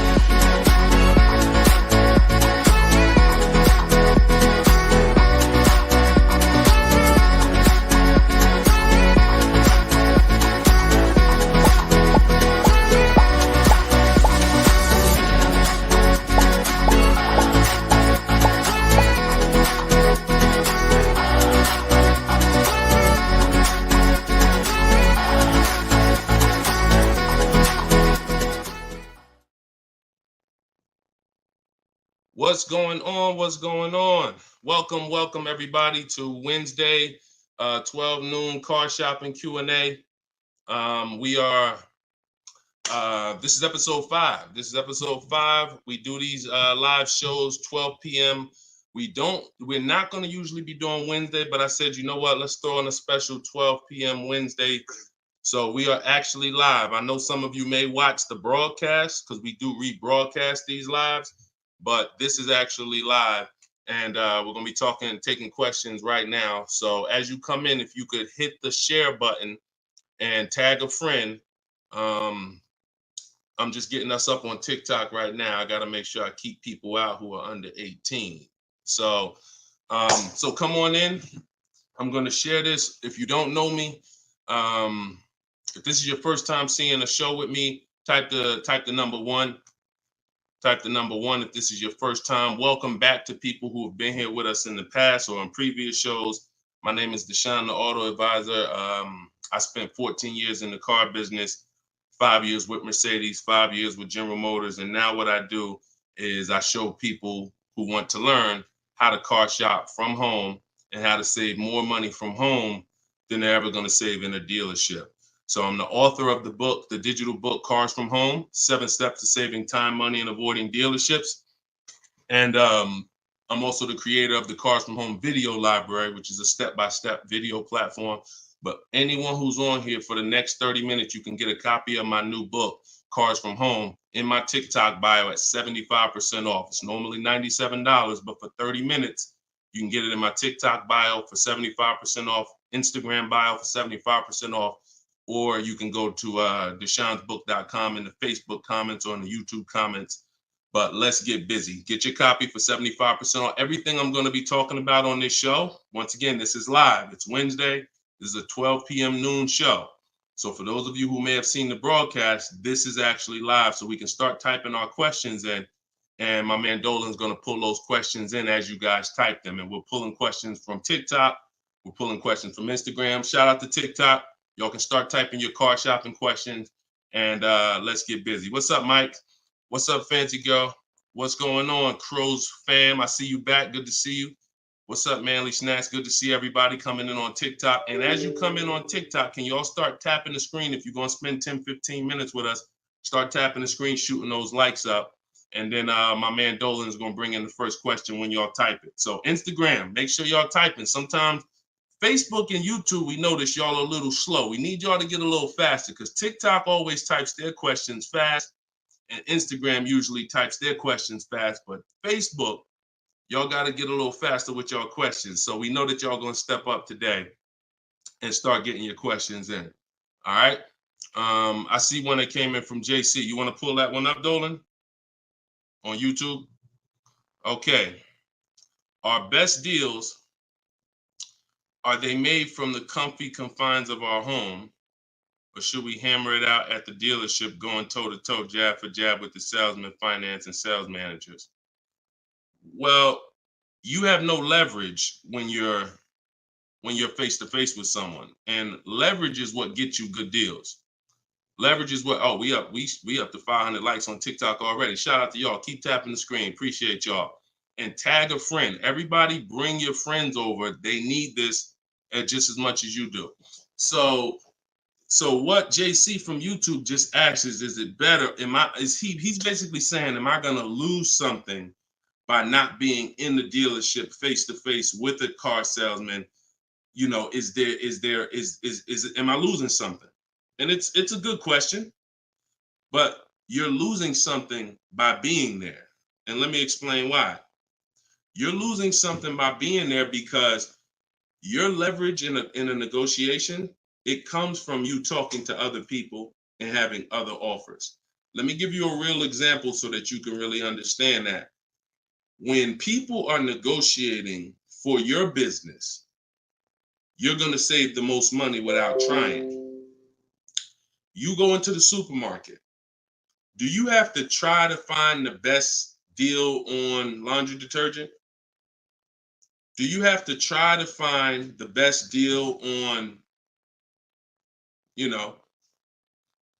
anything, spaghetti sauce? No. Why? Because companies are actually hoping that you look and see that they're the best deal. Hey, look, we're on sale this week. Hey, look, choose us. They're trying to get your attention. They realize they're competing with all these other brands and they don't mind. So even with a TV, I always use a TV for example. If you go out to buy a TV right now, is anybody on here worried about overpaying for a TV in 2024? Anybody?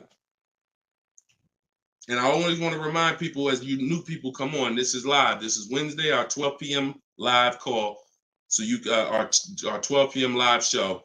So you can ask your questions. This is not our rebroadcast. So what is anybody on here worried about overpaying for a TV? Anybody? No. Why is that? Because you already know that companies are competing to sell you a TV. Sony, TCL, Samsung, all of these companies are competing. Therefore, you're not gonna overpay. That's what we bring to car buying. In a nutshell, y'all, if I can wrap up what I'm trying to show you with Cars from Home, the reason why my brand is called Cars from Home, my book is called Cars from Home, my library is called Cars. The reason is because it's a mindset. It's a mindset. You're bringing the same mindset you would bring to shop for your TV to cars. And you don't overpay. You don't have anybody on here worried about having buyer's remorse for the TV. Look, Fancy Girl, Kiki, no. Look, RJ Newscom, no. Look, Patrice on Instagram, no. So no one on here is worried about overpaying for any of these items that years ago, we used to be worried about overpaying for TVs, but not anymore. So when you start staying at home and getting multiple offers and kill your programming that the car business has programmed you into thinking that you need to go in, then you're going to see how much money you save quicker. Okay? Who's not a good negotiator? As you come on, I want y'all to answer this question. Who's not a good negotiator? I see you, Yayo. I see you. Okay, I see you, Fun Times. Welcome, Tone Bud. Who's not a good negotiator? Just type me if you're just, Deshone, it's not my thing. I'm not really, look, Crow's fan. No, I'm not. What's up, Tom? Julia? So all of these, look, John C on Facebook. No. William on TikTok. No. All of these people are not yet. Danny on Instagram. So what I want to tell y'all is you no longer have to think you need to be a good negotiator to win with buying cars. You're going to start making people negotiate with each other. And that's multiple offers. So if you're buying your next car and it's a new car, you're going to get at least 5 offers from 5 different dealers. And if you're leasing your new car, you're going to get at least 5 offers from 5 different dealers while you're at home. And if you're buying a used car, you're going to stay at home. You're going to look at the entire used car market on all the marketplaces. I teach 8 marketplaces. You need to be everywhere a used car is. These are like if you were buying a TV, to continue to use that example, you wouldn't just be on Walmart.com, but not be on Amazon. You wouldn't skip Best Buy. You wouldn't skip PC. Wherever there's a TV, you would be. It's the same thing. And y'all are going to save more money than you've ever saved, easier. This is how you take control and have your confidence, and you are empowered. Okay? So that's the answer to your question, JC. You don't lose by being at home making dealers bid. You lose by being in dealers going one-on-one. Okay, great question. Shoot the next one up, Dolan. All right, this one is Mr. Martinez on TikTok. Do they require a credit check with the request? Now, that's a good question. They'll make you think they do. Whenever somebody requests your credit for a quote, just know that that's a tactic. This is why you don't want to be in dealers talking. Remember this rule. Never talk numbers for a car in the dealership. Okay? Never talk numbers in the dealership. You want to only test drive the car. Now, it's a little different with a used car. New cars, leases, never talk numbers in the dealership because you have no leverage there. It's continuing to go back. You have no leverage inside the dealership. Now, when you are requesting your quote, you're going to the dealership site. In my book, my book is called Cars from Home, 7 Steps to Saving Time, Money, and Avoiding Dealerships. Everything that I'm teaching y'all is out of one of those 7 steps. Now, when you get to the point where you're getting offers, we're not using third-party websites because dealers pay for those leads. We don't want dealers paying any extra money to a company to get in touch with us. We want to go direct to dealers' websites. This takes 20 minutes. If you do it my way, you're going to the dealer's website. In my book, I have a link to the dealers, each brand. You put your zip code in and it'll pull up all the dealers. Now, as you go to these dealers' websites, you're doing a copy and paste. Copy and paste. And now, what are we saying in that first message? What we want, what we're looking for, when we can purchase. We're not talking about numbers yet. We just want to see who has a car. Now, once we see who has a car, now my strategy that I like you to start using, and some of you who have my book, you've used it already, is the 25 to 5. 25 to 5 is when you're connecting with 25 dealers online, and the goal is to get 5 offers. So, and the reason why we get 5 offers is because 80% are overpriced. So 4 of those 5 offers are usually going to be overpriced. That's when you know you did it right. So when we're getting our quote request, one dealer might say, oh, I can't do it without credit. One of the things we say when we're requesting quotes for a lease is assume tier 1. Now, for those of you who are purchasing, not leasing, you're going to request quotes all in, taxes, fees, everything in. Now, there are people who are going to try to knock you off your game. Some of you know, if you have my book, I have scripts for everything they're going to say, because I used to have to use these templates. You're going to hear stuff like, oh, we need you. When can we get on the phone? Can we just have a quick phone call? My script for that is, I'm going to be handling my whole process from home. I'm only going to be talking to the person who actually makes the best offer. And then you always end with a question. So you will always ask. You never want to end your communication online just end with a statement, because they're trying to get you on their agenda. You're trying to keep them on our agenda, which is, you're either going to let me know what car you have. Do you have a car that matches what I want?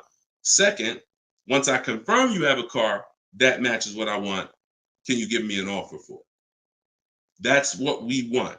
And everything we do is to stay on that agenda. Does that make sense? When you're leasing and you're buying new cars, you have to have an agenda, because, again, I'm trying to teach you, I want you shopping with strategy. I've been doing this, helping people since 2021. We've helped over 8,000 people, probably 6,000 with my book, another 2,000 with our video program. So this, we know, works. I'm not telling you something that I'm hoping works for you. You just have to do it. But what you're going to have to do is stick to the agenda and realize that my only two purposes is to find out, does a dealer have a car that matches what I want? And can you make me an offer on it? That's it. And now I have scripts in my book that do that. For all of you who just came on, this whole show is sponsored by my new book, Cars from Home. And you can get your copy for 75% off. It's normally $97. It's a digital book, because I need to update it as things change in the market. And if you got a print book, if I printed a book and now I mailed you a book, now you got the book and it works now, but when you go to use it a year from now, some things may change, some websites may change and whatnot. Now you got to buy another book. So this book is a one-time, you get upgrades as I upgrade it, and I probably updated it at least 4 times since I launched it. So get your copy for 75% off in my TikTok bio, but you only got 30 minutes. Once 30 minutes passes, it goes back up to $97, which is still a great price, by the way, because you're going to save thousands of dollars using it in my Instagram bio and my TikTok bio. So you're never getting to the point, Mr. Martinez, where you are giving a person an opportunity to run your credit, because everything you're doing is at home requesting information. So as long as you get into the business of being at home, writing and requesting prices and seeing which dealer is going to offer you the car for the best price, you're never going to be in a position where you need to be giving your credit, because there's no reason. And if you give your credit, you really fell for the game, because now they locked you into them, which is the goal. So no reason for everybody, no reason to give credit to give somebody our credit to get an offer. All right, go ahead, Dolan. Next one. Type your questions. I see a lot coming in from Instagram. I'm in the dealership right now. Vital on Instagram. Keep that up. Keep that up, Dolan. Vital just said I'm in the dealer right now. Now, if you're there negotiating, then you're never going to get the best deal.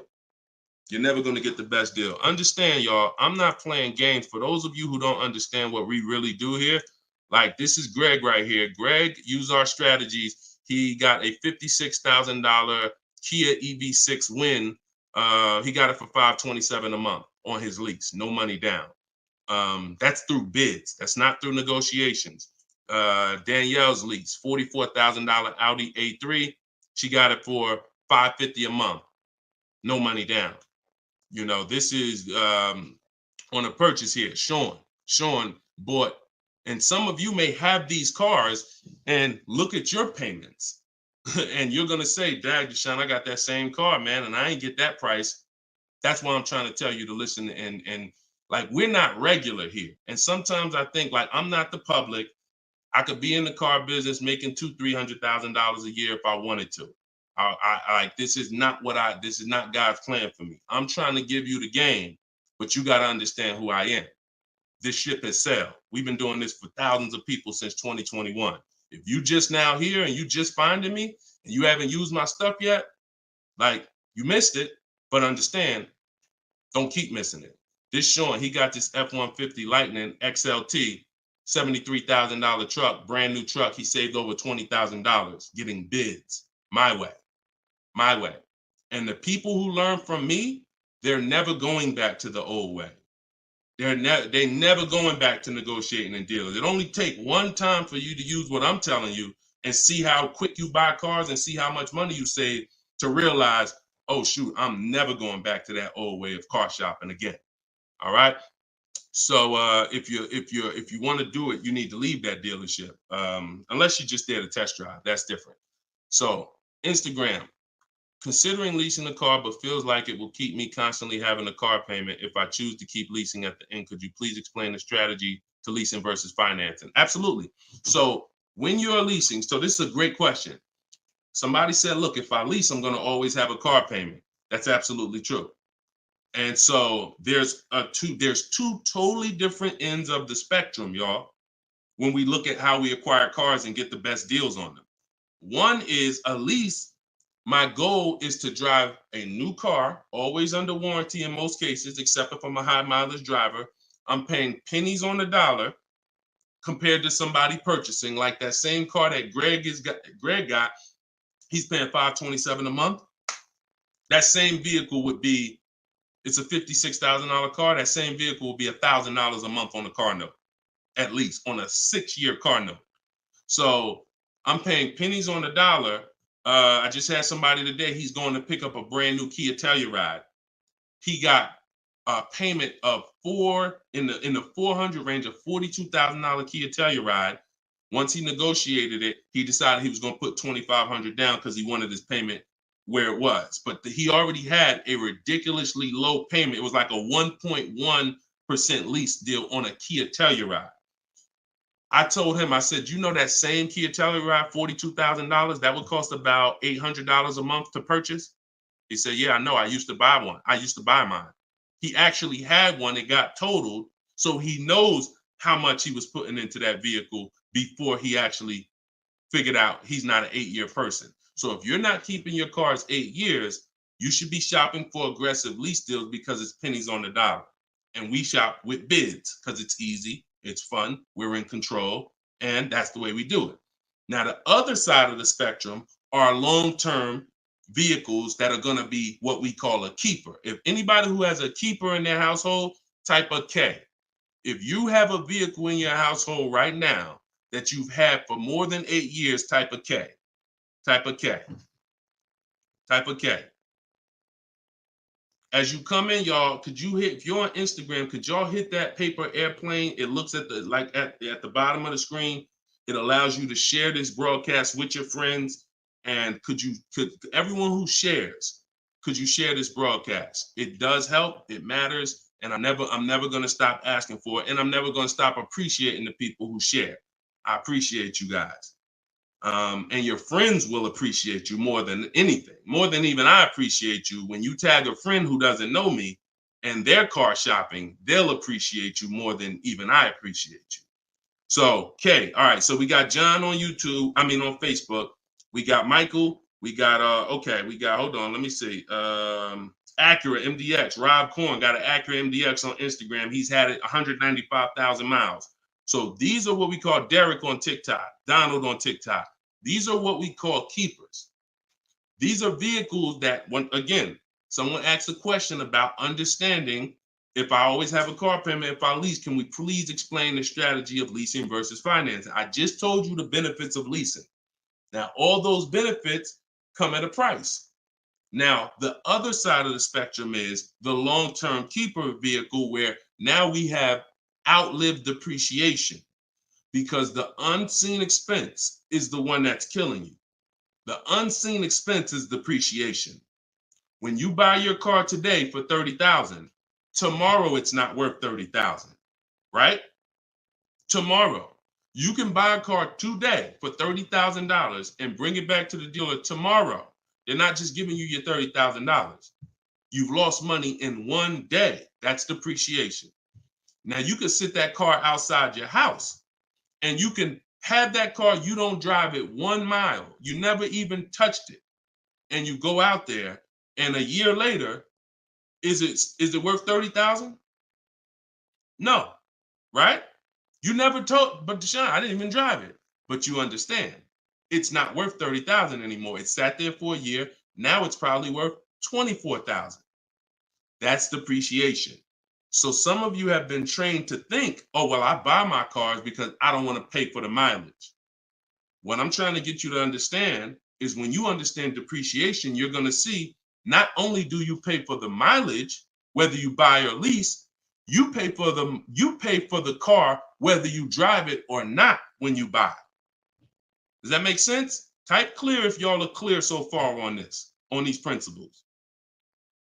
Because it's bad information that's been fed to you for all these years that, oh, you know what? I like to drive as much as I want. Oh, I like to do everything and I don't want to pay for mileage, so I'm going to buy. But what you're seeing now is, oh, shoot. If I drive no miles, my car's worth less. If I drive average miles, my car's worth even less. If I drive high miles, my car's worth even less. Depreciation. It's the unseen expense. So now our goal with purchasing the right way and picking whether I'm going to shop for great lease deals or whether I'm going to be a long-term keeper is to avoid where the depreciation loses us the most money. The most money. Look, right here, 3, 4, 5, 6 years, you're losing the most money. This is when you don't want to have bought your car and replaced it, because you're losing thousands and thousands of dollars every year. And now many of you have been taught it's okay to switch cars while you're in here, dropping. But going back to the keepers know, all right, I'm switching cars when my value is like this, my depreciation. So all of you who said out there that you got a car that you've had for 8 years, 10 years, 12 years, now you're gonna, here's what proves to you what I'm saying is true. The keepers, which is why I'm trying to get you guys out of that middle, all you 3, 4, 5 year people, 6 year, 7 year people that do not lease.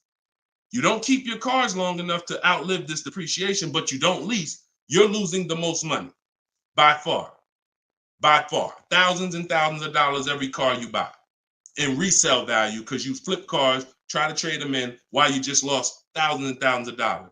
So on the other end, those of you who said, Deshone, I got a keeper outside, if that car today is worth $5,000, a year from now, it's probably going to be worth $4,800. That means you're no longer losing value like this. You're only losing value little by little, and you've outlived the depreciation. So your goal when understanding should I lease or buy is like, Deshone, okay, how do I avoid this? Well, if you're not keeping your car 8 years, you should be shopping for leases. Everyone who told you otherwise was wrong. I'm not going to say they were malicious, but they were incorrect. And unfortunately, I call them confidently incorrect. Dangerous. Being confident and incorrect is dangerous to you and others and everyone who's going to listen to you. So I'm telling you the truth based on numbers, that shopping for lease deals is here. If I'm not keeping my cars 8 years, I need to be shopping for great lease deals. If I'm going to keep my car more than 8 years, then I'm going to purchase and I'm going to make sure I get a car that's going to last 8+ years so that I can outlive the depreciation and win with long-term ownership. But I'm not stuck in the middle. Clear? Clear? Everybody clear before we move to the next question? JC said, my man hitting on all cylinders. I appreciate you, man. This is what we do, man. I've been doing this since 2006, man. I'm not new to this. I've been helping people save money on cars and make dealers bid for their business since 2021. And that's what I'm known for. Here in New Jersey, people know when I had my brokerage, Deshone is the person that helps people save money if you listen to him. If you don't listen to me, God bless you. I wish you the best.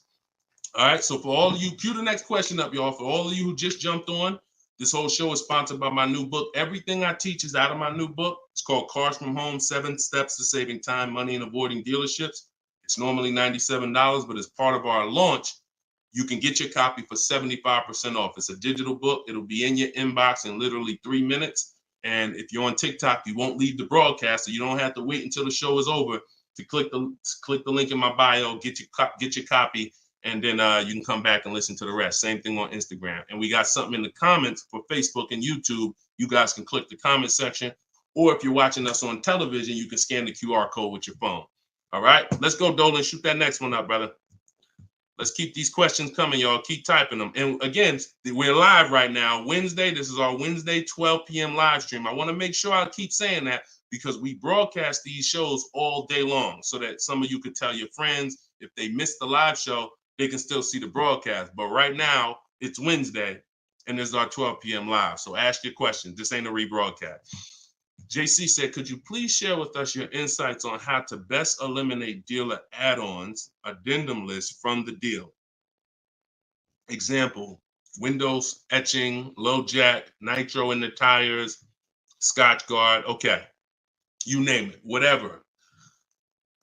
I always say this, and I have a video that has done well. It's been seen by several people, and it says we don't negotiate with dealers with fake fees. You can see, what I need you to know is 80% of dealers are overpriced. 20% are trying to beat their competition, and they don't mind competing. These are the best people in the world. These are the people you want to find and buy from. But there's 17,000 new car dealers in this country. There's 100,000 used car dealers in this country. Somebody tell Isaac on TikTok that we just answered that question. So if there's 17 million new car dealers in this country, 17,000 new car dealers in this country, and 100,000 new car dealers, used car dealers, and 80% are overcharging, then you need a strategy to find the 20%. That's another reason why you cannot walk into a dealer and think you're going to get your best deal, because you don't know. You have a much higher chance of finding an 80% than you do a 20%. Does that make sense? It's more than likely when you walk into a dealer and you request a quote, or you request an info, even the dealer that you've been buying from, they're going to say, it's more than likely you're dealing with an 80% dealer, just based on the sheer numbers. It's not 50-50. And like I said, I've worked with 8,000 people since 2021. We have the data to show this is not 20% is who you're looking for. That's who we're looking for. So what we do is we need to sort for them. We're not looking to walk in. We're looking to stay at home and sort for them. The 80% are going to do what the 80% do. To answer your question, JC, I'm not interested in getting an 80% dealer to take off their fees, because that's not what they do.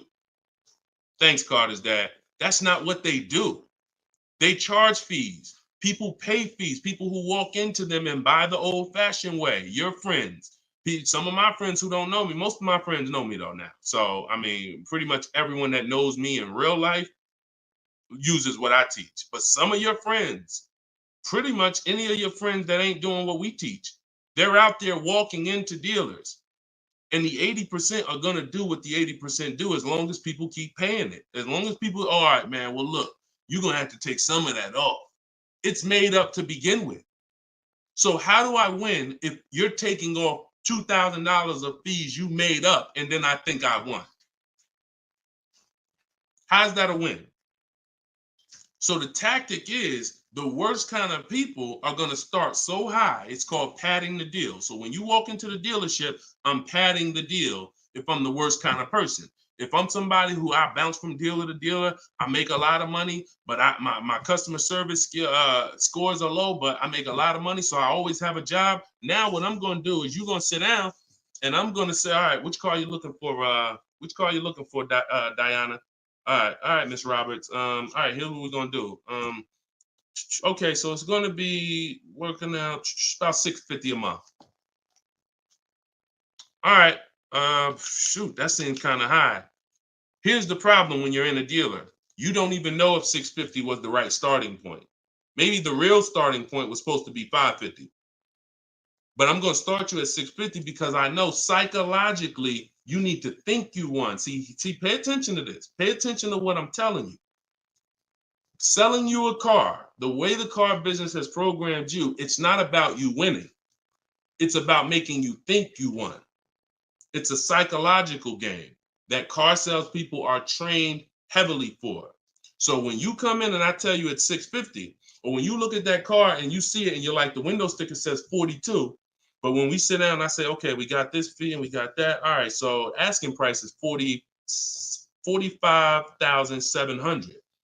And you're like, wait, but the window sticker says 42. But yeah, these are the add-ons that we have. All right, now I'm starting so high that I can take off money to make you think you won, and I still end up winning because I really didn't take off anything. So this is why we don't play the games of back and forth with fake fees. What we do is we sit at home, we get bids, we look at, if we're looking at pre-owned cars, we're looking at the marketplaces, we're narrowing it down, because my strategy for shopping for used cars is different than new cars. New cars and leases, we use something called the 25 to 5 strategy. That's when we reach out to 25 dealers to get 5 quotes. Used cars, we use the multiple marketplace strategy, where we go to all the used car marketplaces and now we look at what the low price is in the market and we sort it down to our top 3, top 5. And then we take it, we got to make sure there's no fake fees on them, because that's a tactic they'll use on used cars. Fake fees, put a price out there. So everything is a screening process. That's what I want you using, a screening process, a sorting process, so that the best deal reveals itself. You don't negotiate for it. But we don't try to turn 80% dealers to 20%. They're never going to be that. Maybe they will if we change the whole industry, and they won't be able to keep their job if they don't change. But for today, 80% dealers are going to do what 80% dealers do. That's not our job. Our job is to find the 20%. Clear? Good question. Great question. Shoot the next one up, Dolan. We're live, y'all. This is Wednesday. This is episode 5 of Car Shopping Questions and Answers. We don't usually do a live show Wednesday. It's usually Monday, Tuesday, Thursday, and Friday at 12 and 3 Eastern time. So that's the schedule. If you're like, man, Deshone, I want to make sure I tell my coworkers, I got people in my church, they need to see this. Tell them Monday, Tuesday, Thursday, Friday, 12 p.m., 3 p.m., we're here live. But all day long, we rebroadcast these lives so that even if they miss it, they can watch the show and watch the rebroadcast. Go ahead, Dolan, shoot the next one up. What if your car is damaged and you want to trade it? Okay, great question. And what you'll notice is a lot of people are going to ask the same question you have, because many of you are in the same situation. So what if your car is damaged and you want to trade it? It depends on how bad the damage is affecting the value, in my opinion. So let's say you have a vehicle that is barely drivable. You're selling it in its worst condition, and it's making, example, let's say you got a BMW, older BMW, the transmission's slipping, or the transmission's out, it doesn't drive, or it needs an engine. Something where literally the integrity of the car is totally compromised. That car is almost worthless. That car is going to be worth $500, $1,000, depending on the year, the mileage, $1,500. Meanwhile, if you put a used transmission in, this is why I'm an advocate. I preach you should always have a great local mechanic, a great local service shop in town that you use when your car has no warranty left. You must have this if you truly want to win, because these guys are usually 30, 40% of what a dealer is going to charge, because they don't have that overhead. So what I'm doing, if I got an older BMW, no transmission, a Nissan, no transmission, I'm going to get a transmission from a salvage yard to get a used transmission, a used engine, pay $2,500, drop that in, and then sell the car like that. And I can tell you that that's what my father did. Like, my father bought a GMC Envoy 2009, maybe 4 years after he bought it in 2013. So it was 4 years old when we got it for him. Then maybe 3 years after that, the engine went. So he got a used engine. He's been driving that car since like 2017 with the used engine, and he's getting ready to sell it, and he'll probably get $4,000 or $5,000 for it on Facebook Marketplace, because he's a low mileage driver.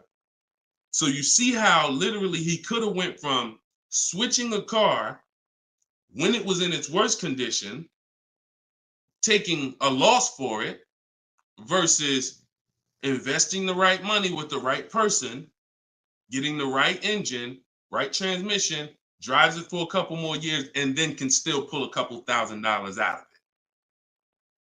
Y'all clear? Y'all see how? Y'all see how? Type dollar signs if you understand that. That's the win right there. Not taking the loss and saying, all right, let me just get out of this car, it doesn't drive, and just taking the L. Big financial loss.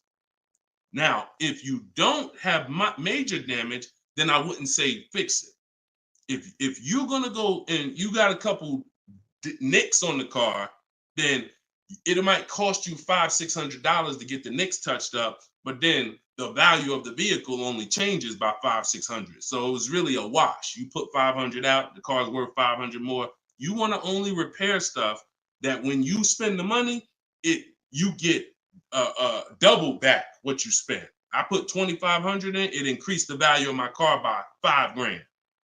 And that's typically my opinion and my rules on how I like to operate when it comes to damage. Yes, I'm actually live right now. And why is your name the Auto Advisor? We got the Auto Advisor on TikTok. Go ahead, shoot the next one up, Dolan. All right, this one from YouTube. Alberto Romo. My car has some equity. Dealer called me if I want to trade it for a new one. Car has less than 30,000 miles. Should I do it? Who's getting calls from dealers right now begging them to come in and look and let them buy your car? Who's getting calls? Who's getting emails? Who's getting letters right now from dealers? Fancy Girl Kiki said me. You're getting calls. You're getting calls. You're getting emails. You're getting letters. Hey, Ruben, we'd love to buy your car right now. Hey, Isaac, we could get you out of your car early. Come in right now. A lot of you, right? I see a lot of you. The reason that's happening, look, he's saying lock on Instagram, me. So the reason this is happening, y'all, is because they're depending on you letting the dealer be your first offer for your car. Now, see, dealers know they're getting outbid right now. They're not able to buy as many cars as they used to because people are getting used to, I mean, it's almost a curse word in my book. We don't use this word. We don't use the word trade. And some of you who have seen me in the past, you know we don't use the word trade. There's only one scenario where we need to trade, and that's if we have too much negative equity. The reason why we don't trade is because trading is not a bidding system. There's 3 transactions that you've been trained to give to a car dealer. One is buying a car from them. That's its own transaction. I bought a car from you. The second is getting the loan from them. That's another transaction. I got a loan from you, because there's other companies out there that only give loans. They don't even care if you buy a car. They don't sell cars. They give loans. That's a clue that there's money in the loan business. Now, the third transaction is people who want to buy your car. When you give your car to the same dealership, you gave them your old car, that's one transaction. You gave them your loan, that's another transaction. And you gave them the purchase of a new car from them. That's 3 transactions. And most times you didn't get bids on any of them. That's how you're losing money. You're probably losing $2,000 here, probably $1,500 on the loan, and then maybe another $1,000, $1,500 on your car that you gave to them. Hidden money. See, I'm not just here to teach you how to car shop from home the right way, strategically using my system. I'm also here to reveal to you the hidden money that you haven't seen in your car deals. So you got to stop combining transactions. That's why we don't trade. We get offers in my book, step 2. My book is 7 steps. Everything I teach is 7 steps. Those 7 steps won't change. First step is most important question. That's leasing versus buying. How many years you keep in the car? Second step is equity assessment. I need to get offers for my current car, my current lease, see if I have any equity, see if I can break even, or see if I have negative equity. Third step is deal structure. I need to find out how much this car is supposed to cost if I get a deal on it. I'm budgeting for a deal. See, we don't budget based on how much I could afford. I'm budgeting, I'm looking at a car if I'm going to lease and saying, if I'm leasing, this is what a good deal would be on this car. I'm budgeting if I'm purchasing, this is how much I'm coming up with. Watch this. Many of you go in and I only want to spend no more than $500 a month. Or hey, I only want to spend no more than $30,000. You end up spending $570, or you end up spending $31,500. Or they say, hey, yeah, we got you to $30,000, but what about the taxes? All right, well, I guess I'll just put that on a credit card. So you end up going over budget because you shop with your max budget in mind. We never shop with our max in mind. We shop with multiple goals below our max so that we always, no matter where we land, we're under our max budget. That's step 3. Step 4, we do something called shopping, not buying. We don't mix the two with my system. Shopping is deciding what you want. Buying is step 5 when we go into the market and we start getting offers on what we want.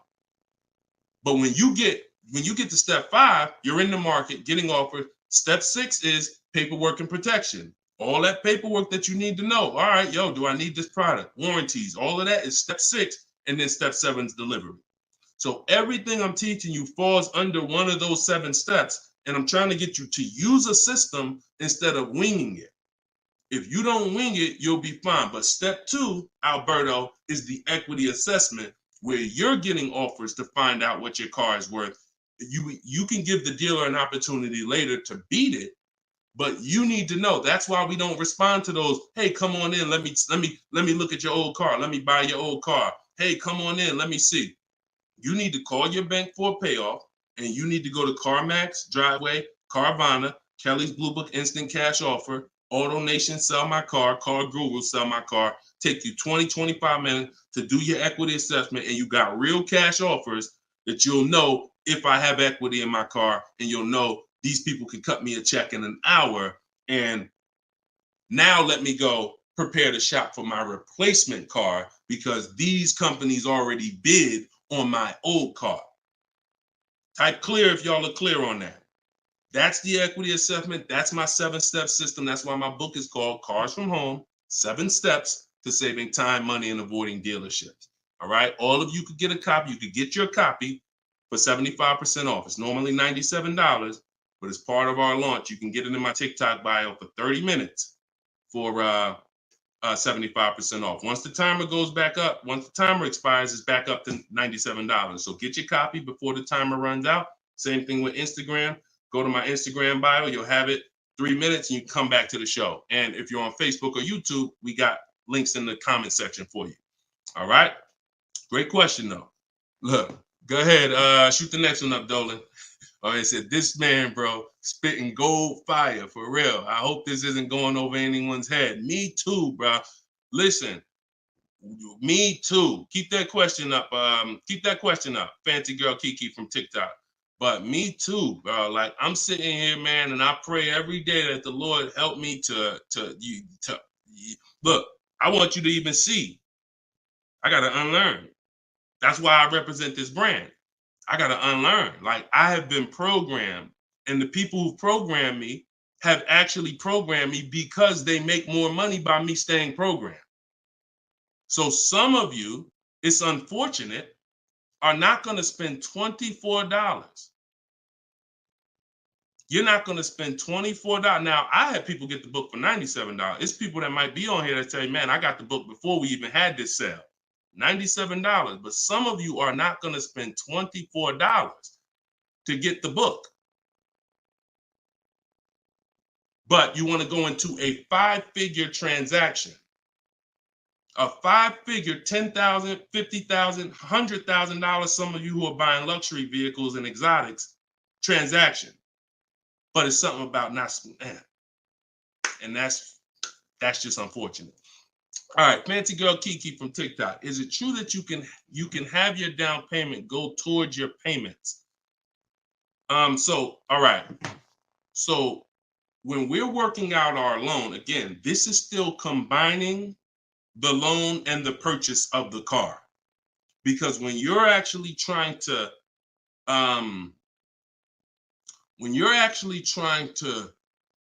figure out and hope your down payment goes towards the payments and actually goes towards the car versus you basically just giving it to the dealership or maybe losing it to, not going to the car, you're mixing. Because when we're shopping, we have loan. When you buy your car, if I'm financing, right? Give you an example. When I bought my Infiniti truck, I'm shopping for the car. Once I get the car, now, and I use my perfect budget calculator. It's in my book. It's a calculator I created. See, that stuff I can't even explain on this show. I can't explain how a calculator that I created works. It's a surprise when you get there, when you're reading and you're like, oh, this is a calculator. I've never seen nothing like this before. I know, because I made it. And I got like 5 of them in there. So, but when you're trying to do what it does, I can tell you how to do this manually to some degree. When you got to know what you can spend. That's why we have that budgeting exercise where in order for me to be at a $450 a month payment, I can't get any more than a $22,000 loan. If I get more than a $22,000 loan, then I'm going to have more than a $450 payment. So now you might say, okay, 6 years though, because if I go 6 years on the loan, then maybe I could get like $25,000 depending on my interest rate. But I need to know how much car I can buy based on where I want my payment to be. So now once I establish that in a budget exercise, you can do that with some calculators online, try to, but you have to account for taxes. The reason why these calculators don't work well, because they're not going to account for the taxes. They're not going to account for, any down payment you want to put in, and they're not going to account for any equity you may be getting. And then they're not going to give you these goals for, all right, a 5-year loan or a 6-year loan is 2 different prices. $450 a month for 5 years is not the same as $450 a month for 6 years. If I get a car at $450 a month for 5 years, I got a better price on it than if I got it for $450 a month for 6 years. So these are the things that you kind of got to have in your budget so that all right, this is how, because it does me no good to know that I could go and spend $35,000 on a pre-approval. What does that do? How does that equate to what I can actually spend? I don't want to spend $35,000. That's a $700 a month payment. So, but once you establish the budget on how much I can spend, now you go find the car. So I'm shopping for the Infiniti, and I'm shopping knowing all of these cars are within my budget. Now, when I actually get the car, now what I'm doing is going and I'm finalizing my loan and having multiple dealers, multiple banks and credit unions give me offers for my loan. Everyone can run my credit with a hard pull because I'm within the rate window where it's not going to affect my credit negatively. It's only going to weigh as one hard pull. I know you have heard, oh, don't let all these people run your credit. If you do this right, according to how you're supposed to rate shop, you can Google rate shop. In fact, I'll show you right now. I'm going to share my screen so y'all can actually see. See, it's the information you don't know that's costing you. It's the information that you don't know that is costing you. Look, if I go to Google and I type in rate shopping, Experian. Experian has a whole article. Let me know if y'all can see my screen. Hold on. Oh, wait, hold on. Entire screen. Look. So I go right here. Rate shopping. They have a whole article about how to properly rate shop. And let me see. Look, the FICO score window is 14 to 45-day period, depending on which version is used to calculate the score. So we do it in 2 days. We do it in 2 days. So we don't even use the 14-day window. That's why we don't let anybody run our credit with a hard pull until after we already find our car. So now you come in and you are I'm letting all these people run my credit to get their offers for my loan, their offers for my interest. And then what I'm doing is whoever makes the best deal there, I'm calling the dealer and I'm giving the dealer an opportunity to beat it. Because the dealer has another 7, 8, 10 banks that they might, let me see if I can beat that because I like to earn the business. And that's what I call the bank bidding war blueprint. So I'm putting that when you get my book, you actually get the bank bidding war blueprint because I haven't combined it with my book yet. It's going to take me probably about 30 days to combine it into my book. So I just send the book and I send the bank bidding war blueprint. That strategy right there is called the bank bidding war. So we're not worried about if our down payment's going to go to the car, because our loan is always worked out with the bank, not with the dealership. Okay? Separate these things. When you start separating these things like I want you to, you're going to see I can't get into the same trouble I used to get into. Okay? Go ahead. Shoot the next one up, Dolan. Great question. Are you even actively selling cars, or are you just selling books now? No, we're all in the education business. I haven't sold cars since 2020. TikTok, what's the best way to approach a used dealership? From home. All the marketplaces. So you don't want to, if you're shopping for a used car, you cannot afford to miss a place where a used car is. What does that mean? Car Gurus, Auto Trader, Carfax.com, CarMax.com, Carvana, Driveway, eBay Motors. There's 8 marketplaces that we use. Vroom used to be on there, but Vroom's out of business now. So, and we don't use, people will say, why don't you use Auto Tempest because it pulls inventory from all of it. We don't use a third-party site, because what it's doing is pulling, it's not going to pull all the inventory, because no one's going to give this third-party site permission to just pull all their inventory, and now people start going to the third-party site instead of coming to them. So we just go direct to the marketplaces. And then the first thing we're doing, once we know our budget and what we can spend, we're going and we're looking for our car. But we are not going, the first thing you need to do if you want to get, y'all know, like, what I'm famous for is teaching people how to get below market deals from home. Below market deals. When you're getting below market deals, you have to realize there's 2 other categories of most people paying. Some of you have been paying market value. Some of you have been paying above market value. So below market value means there's 2 categories that we want to buy below what they're paying. Okay? So we got to have that in our mind. Below market. Like when you look at Eddie. Look at Eddie. This is 2023. This was last year. Still coming out of low inventory. He got a 2023 Camry hybrid. And the hybrids last year, they were on fire.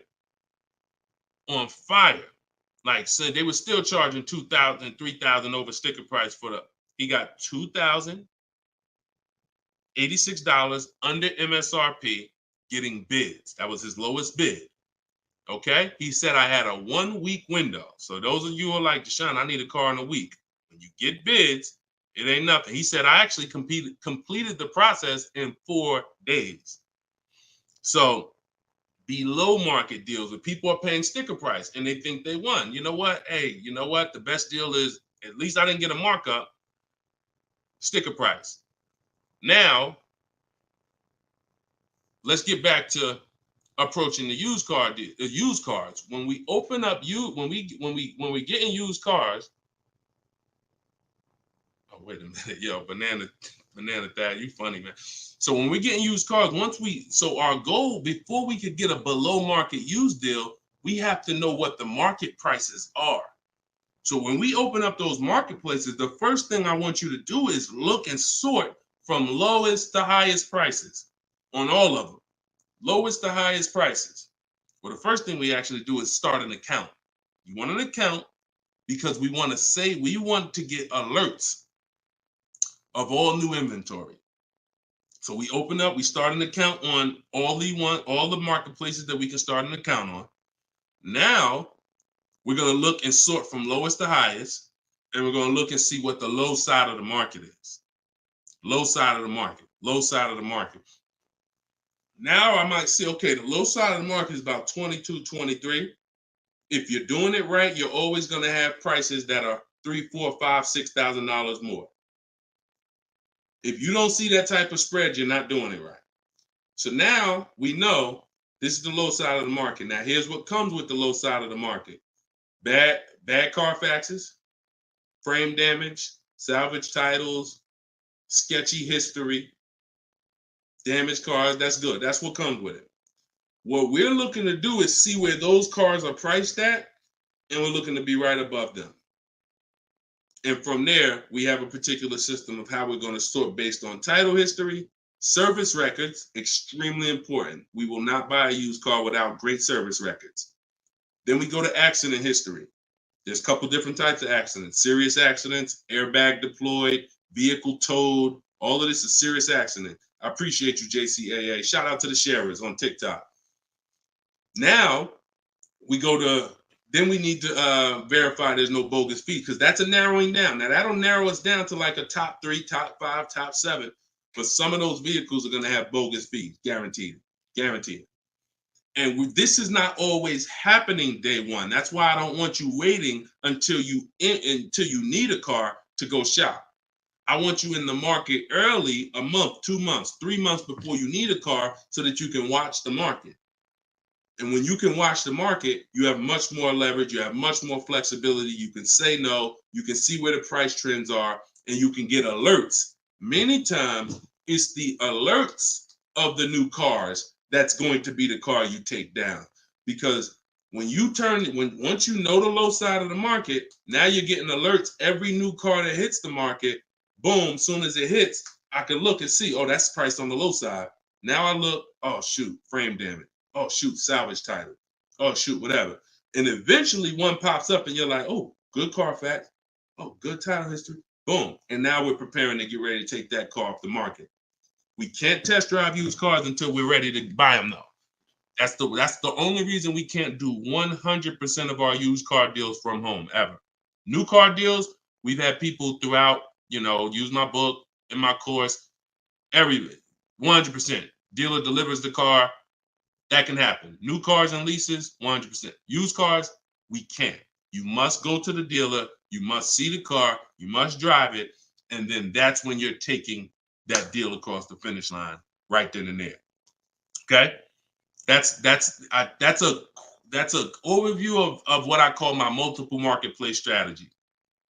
If you do that, you win. I mean, there's no guarantees in life. So I'm not here to guarantee, but I am here to say, you haven't had strategy. When you're using strategy and boundaries, you haven't had boundaries or strategy.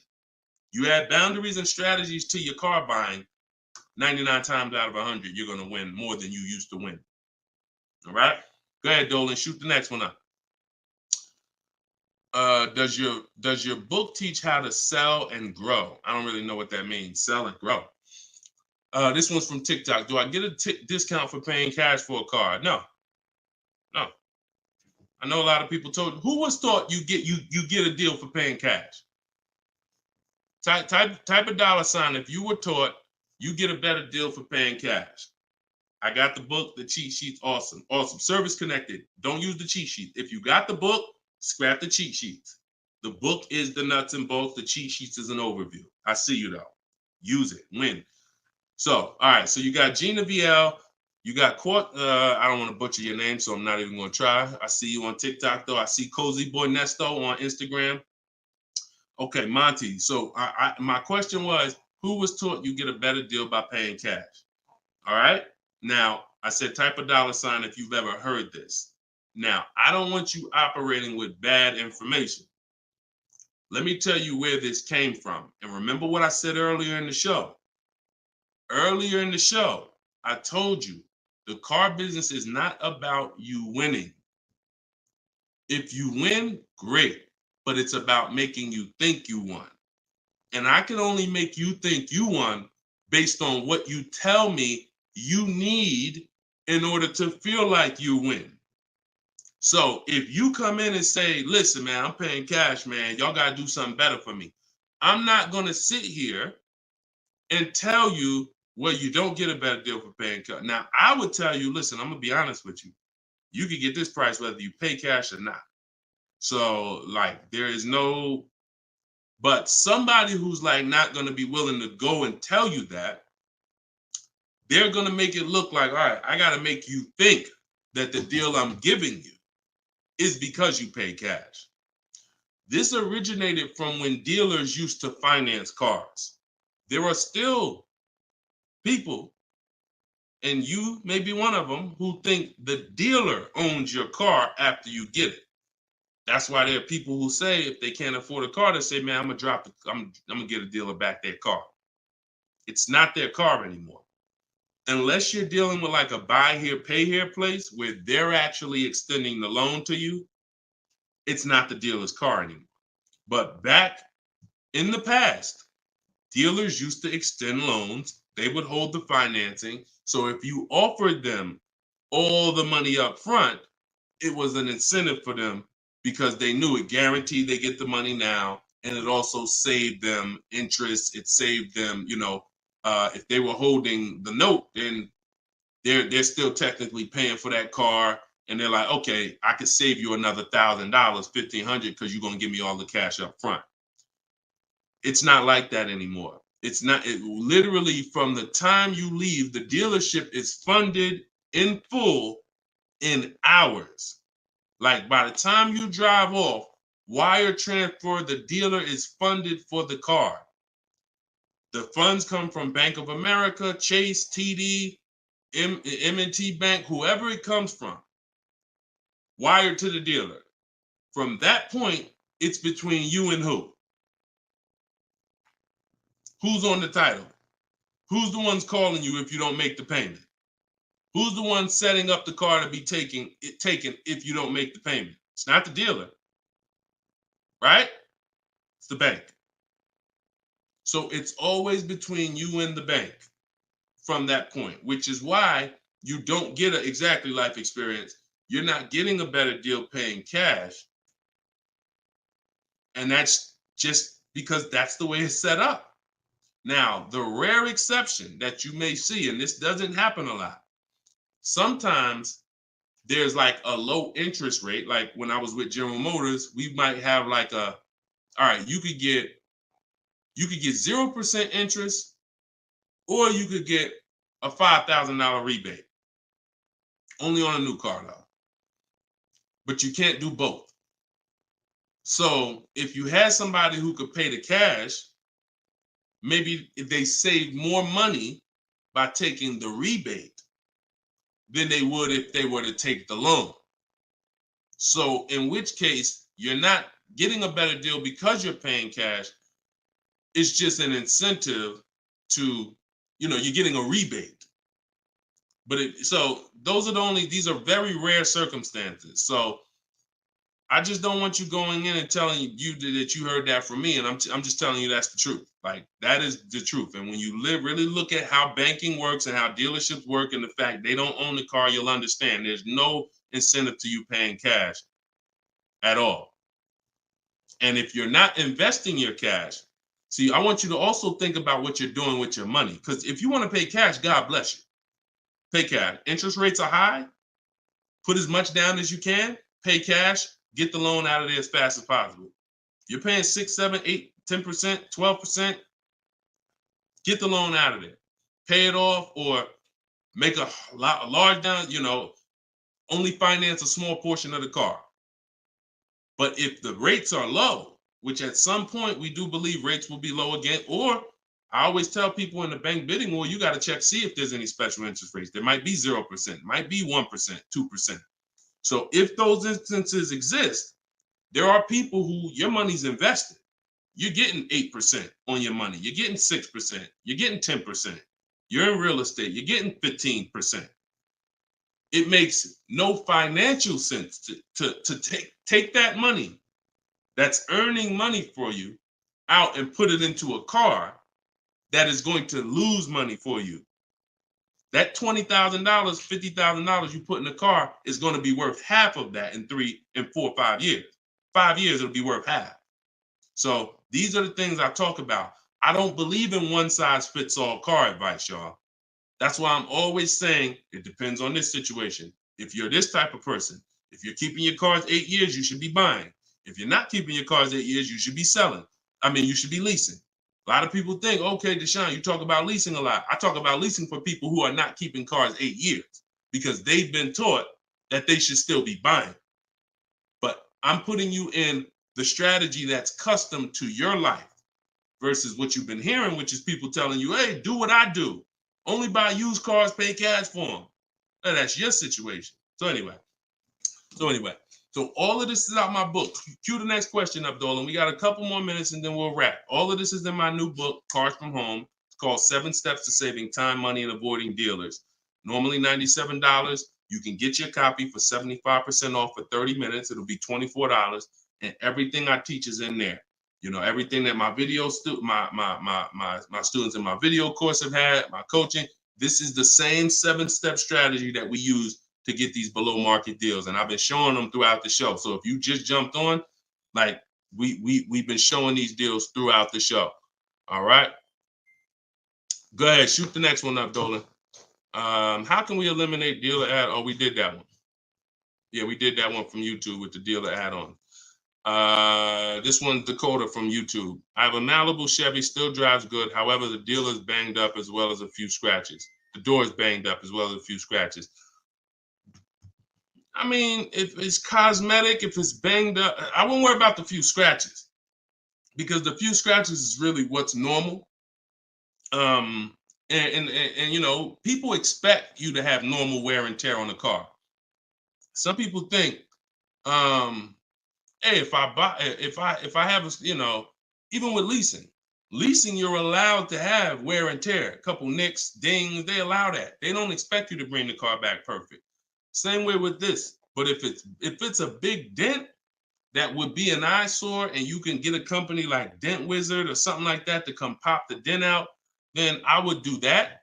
That might be $200, but it might make a buyer pay, you know, $1,000 more for the car. Because if I come and I see the doors banged up, I probably want $1,000 off depending on what you asking. But if I come and see you done smoothed it out, now you could ask, and I'm less like, you know. So that stuff that you can put a little money in that gives you a bigger return when you go to sell a car. Okay, in my opinion. Okay, show and tell. I have the book. Is Maps Academy different? Yeah. Maps Academy is my video program. The book is the 7 steps. I have a video library that's 7 steps in video, and then Maps Academy is, you know, my video program, and I coach people. So we do these Zoom calls, so we make sure we answer questions. So I always say, get in where you fit in. You know, get in where you fit in. I don't care how you get the information. Get the information. You want to get it from my free videos on social media. You want to cycle through those. I got hundreds of them. Piece things together. Get in where you fit in. You want to be on the live show. Try to piece it together. You want to get the book. You want to be in the video library. You want to coach with me. Whatever. That's what I'm saying. It's no excuse. It's no excuse for any of you not to be getting below market deals when the information exists. And it's thousands of people that testify about me. I'm not new here. We got over 2 million followers. If I wasn't helping people, it would have been out by now. Somebody would have wrote by now, oh, this guy don't do what he said. I got thousands of people around this country, testimonials, hundreds that we done just grabbed, boom, boom, emailing us, yo, look at my deal, look at my deal. So it's just, you are just now discovering what we do. But understand, we've been doing this. All right. All right. All right. Go ahead. TikTok. What would be the sweet spot year in buying a used large SUV, Suburban or Expedition? Much as you could afford. You see, so when you look at quality, this is why I like to have multiple goals. Because what I like to do is I like to have a goal, right? 5-year loan, no down payment. That's one price. 6-year loan, no down payment. That's another price. 5-year loan with the money, you know, I might say, okay, if I have to, I can put $5,000 down. You know what I'm saying? Some of you, that's realistic. That's how you look at it. Man, if I have to, I got $3,000 I can put down. If I don't have to, I don't want to. That's why when you use my perfect budget calculator, which is in my book, step 3, when we're budgeting, we're deal focused budgeting. Here's what you want to know.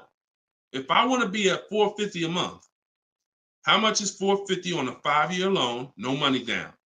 All right, that's one purchase price. Now, second tier, $450 a month, no money down, 6-year loan. I told you, I pay more if I had $450 for 6 years than I $450 for 5 years. So that's the next step up. Then I say, okay, 5-year loan using my down payment money. And then my max budget would be 6-year loan using my down payment money. But understand, I'm still under my max budget. I don't care if I have to go, and then we have another step where some of you have an old car. You have an older car, you're going to be selling it. You got 3,000 equity, you got 5,000 equity. That's also in there. So then it'll be no down payment, no equity.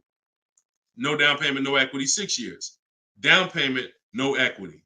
Down payment and equity. See, all of this is below my max budget. Once I do a 6-year loan, my down payment and my equity, I'm not mad because I'm still under my max. Now, if I go above that now, if I wanted to do 5 and now I'm doing 6, or if I want to do $450 a month and I'm doing $480, now I've gone above my max budget.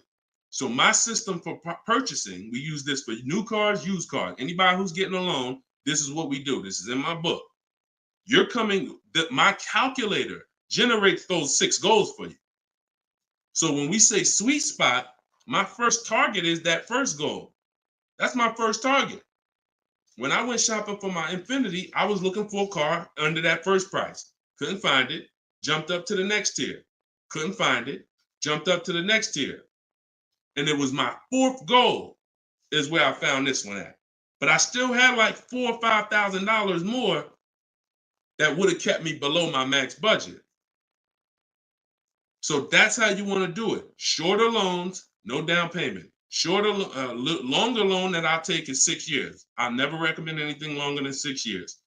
And then we start adding those resources that we have to it. And then once we tap out at the top, that's our max budget. 6-year loan, the most down payment money. And then if I have any equity for my car, I'm putting that all into the deal. And then as long as I find a car in any of those, and that's usually like a $10,000 to $15,000 spread, depending on, how much resources you got. That's a couple $1,000s right there. So that gives you the room to bump yourself up without letting a car dealer bump you up over your budget. All right? That's why it's called the perfect budget calculator. And I invented it. All right? Praise the Lord. Listen, I appreciate y'all. We've been on for about 1 hour and 15 minutes. We do these shows live Monday, Tuesday, Thursday, and Friday. Wasn't going to do one today, but you know what? I said, it's Wednesday. Let's jump on. Let's do a live. Let's get some questions. Let's get as many as we can. But this is what we do, y'all. You could tell your friends 12 o'clock and 3 o'clock, Monday, Tuesday, Thursday, Friday. You can meet me live on any of my platforms, Facebook, TikTok, Instagram, or YouTube. And we'll be doing this live Q&A to make sure you guys get what you need to save money and get below market car deals. That is the goal. So for those of you who like Deshone, I appreciate the show, but I want everything in one spot, man. I don't want to even have to come back to this show anymore. That's all in my new book, Car Shopping. It's called Cars from Home, 7 Steps to Saving Time, Money, and Avoiding Dealerships. You can get it for 75% off in my TikTok bio. It'll be in your inbox, and everyone who gets a car, who gets a book, right when you purchase, I give you a support email. So on that last page, you'll see a support email. If for some reason I don't give the support email out to the public because people just be emailing me with questions and all that, I don't do DMs. I don't do none of that because we got too many people to be doing DMs and all of that. Once you purchase this book, you get a support email. If for any reason your book doesn't arrive in 5-10 minutes, check your spam, check your junk folder. But if it's not there, then email us at support and we'll make sure we get you a copy right to you. All right. So use this information, get your book for 75% off. You won't pay the full $97 in my TikTok bio, in my Instagram bio, or in the comment section on YouTube or Facebook. We got a link in the comments for you, or you can scan the QR code. But that's what we do, y'all. Below market deals. That's the goal. Keep unlearning, keep relearning. I appreciate you. All right. See y'all on the next live.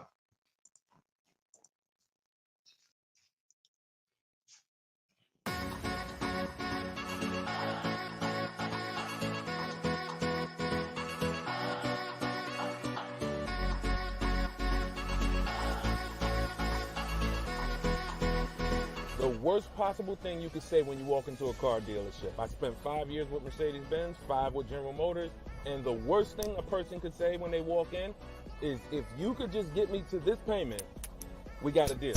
So your loan's probably still like 19, which means you got to pay to get out. You're upside down. It's called negative equity.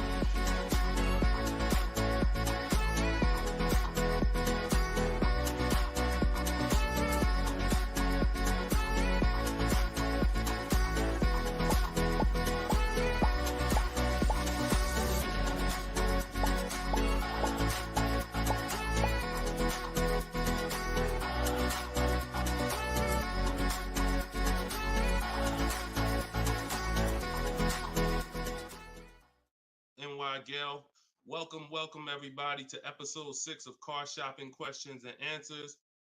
I am your host, Deshone, publicly known as Deshone the Auto Advisor. We do these shows Monday, Tuesday, Thursday, and Friday live at 12 p.m. Eastern Time and 3 p.m. Eastern Time. So I know some of you may see our live rebroadcast. That's for you to tell your friends about. That's when you can't make the show, you catch the rebroadcast. But those are the times that we're live. If you don't know me, I'm the author of the digital book Cars from Home, 7 Steps to Saving Time, Money, and Avoiding Dealers, currently rated 4.94 on Goodreads.com. So thank you to everyone who has reviewed the book, the digital book. All of you can get the copy for 75% off during the show for the next 30 minutes. You'll see when you click the link in my TikTok bio, there is a link, there's a button for you to get 75% off. So you won't pay the normal $97 price. Same thing with Instagram. And you guys on Facebook or YouTube, you can click the button in the comments and you can get your copy. So come on in, start typing your questions. We do this, we do rapid fire Q&A. I see a lot of people coming on the TikTok, and we got Dolan pulling questions. So no matter where you're watching us from, type your questions and we're going to pull them into the live show and we'll get them answered right now. All right. So I'm excited about this show. I see we're continuing to see people getting below market deals. If you don't know that the goal is for you to get below market deals, and the goal is for you to not spend more than 30 minutes in a car dealership. I spent 14 years in car dealerships. So you're not learning from somebody who's just like you. I'm just like you in that, I buy cars, I lease cars. That's the way we're similar, but I'm an insider. I'm an auto industry insider. My business for 14 years plus was in car dealerships. So start typing your questions. Let me tag everybody on Facebook and let's get down to business. Okay, whenever we get the first one, Dolan will put it up. Let me just tag my people here on Facebook. All right, there we go. Okay, what's up, Skinner? Good to see you. What's up, Angel? What's up, Jill, man? Good to see you. Yep, what's up, Jason? Great to see you. All right. Brother said he's been doing. Oh, what's up, Auto Advisor? Good to see you. Absolutely. All right, y'all got to type fast. I know you probably, and try not to make your questions long. Try to get all your question in one shot, but try not to make it too long where it can't fit in. All right. This one's from TikTok. Isaac from TikTok said, best current APR rate for tier A1 credit. So the best APR is always going to come through getting bids. Now I know this is new. This is new to most of you, but getting bids is how you're going to get your best and guarantee your best car deal, your best loan. So I'm going to lay out this process we call the bank bidding war. And if you follow this step, you'll be able to have 10, 15, 20 banks and credit unions bidding for your loan. And then you'll be able to pick the best one. And the way you do this is extremely important, because if you do this right, then it's only going to have the same effect on your credit score as one hard inquiry. So think about what we're saying. We're going to allow multiple people to access our credit with hard inquiries, but at the end of this period, after we get our car, the weight on our score, the effect on our credit score is going to be one hard inquiry.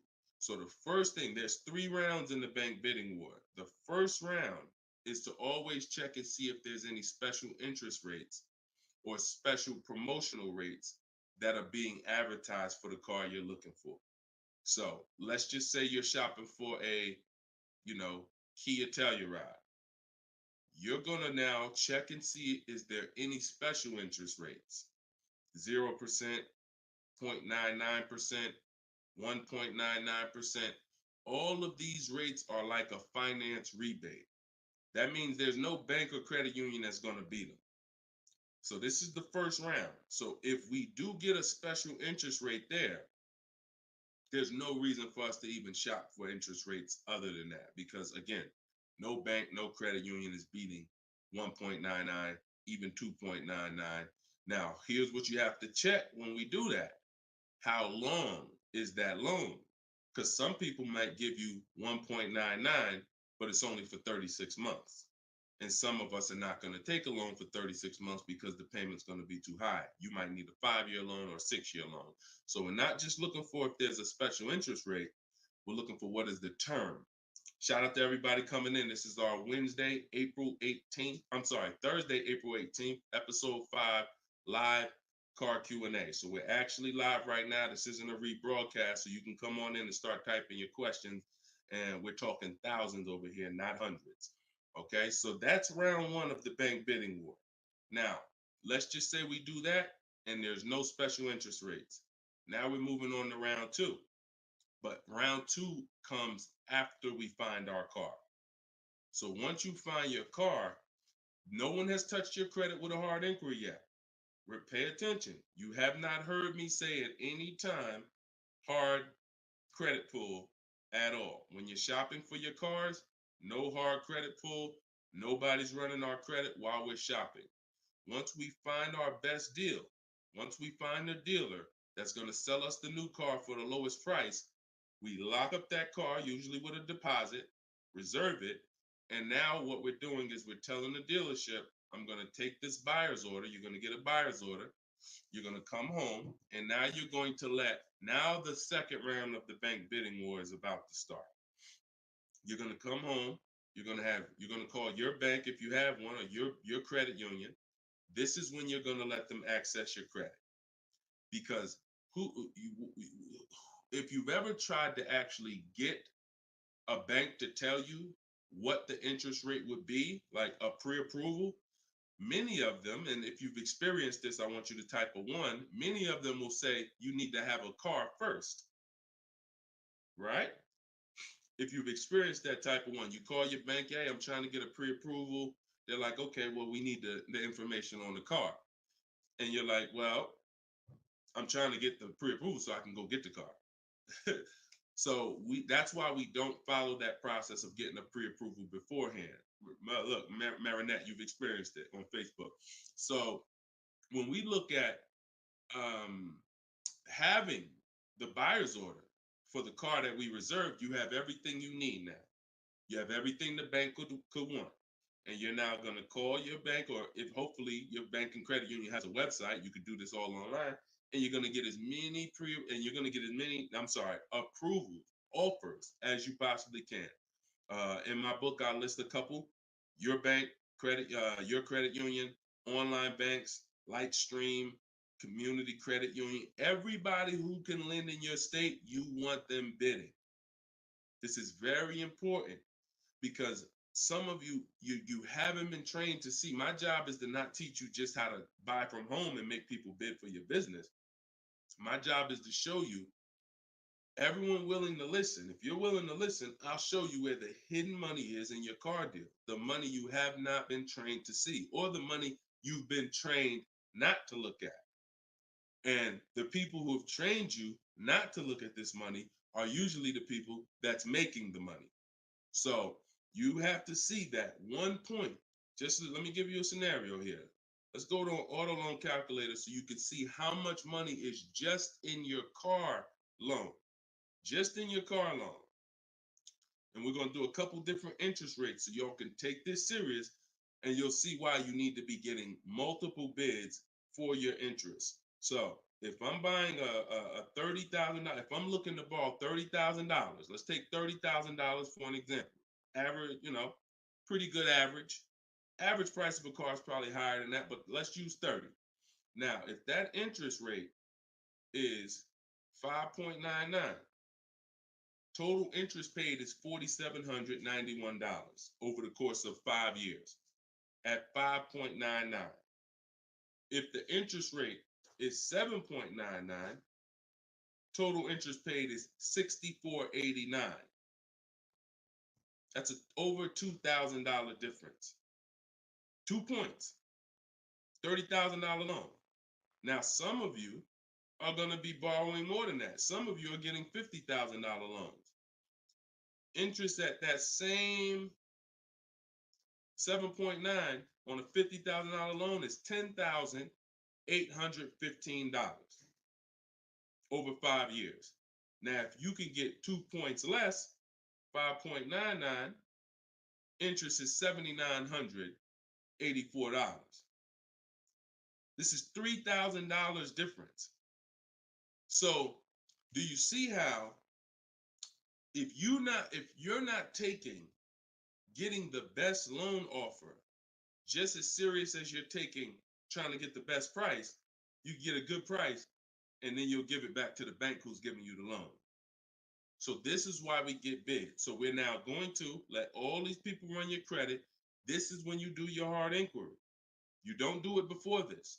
Hard inquiries, credit unions, online banks, your bank, your credit union, everybody's bidding now.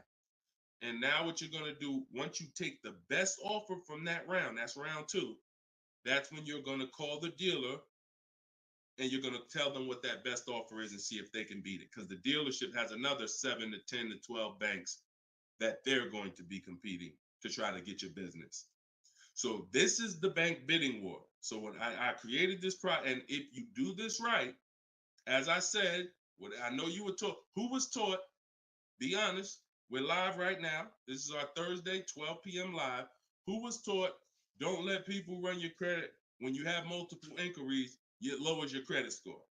Who was taught that? Type me if you were taught that.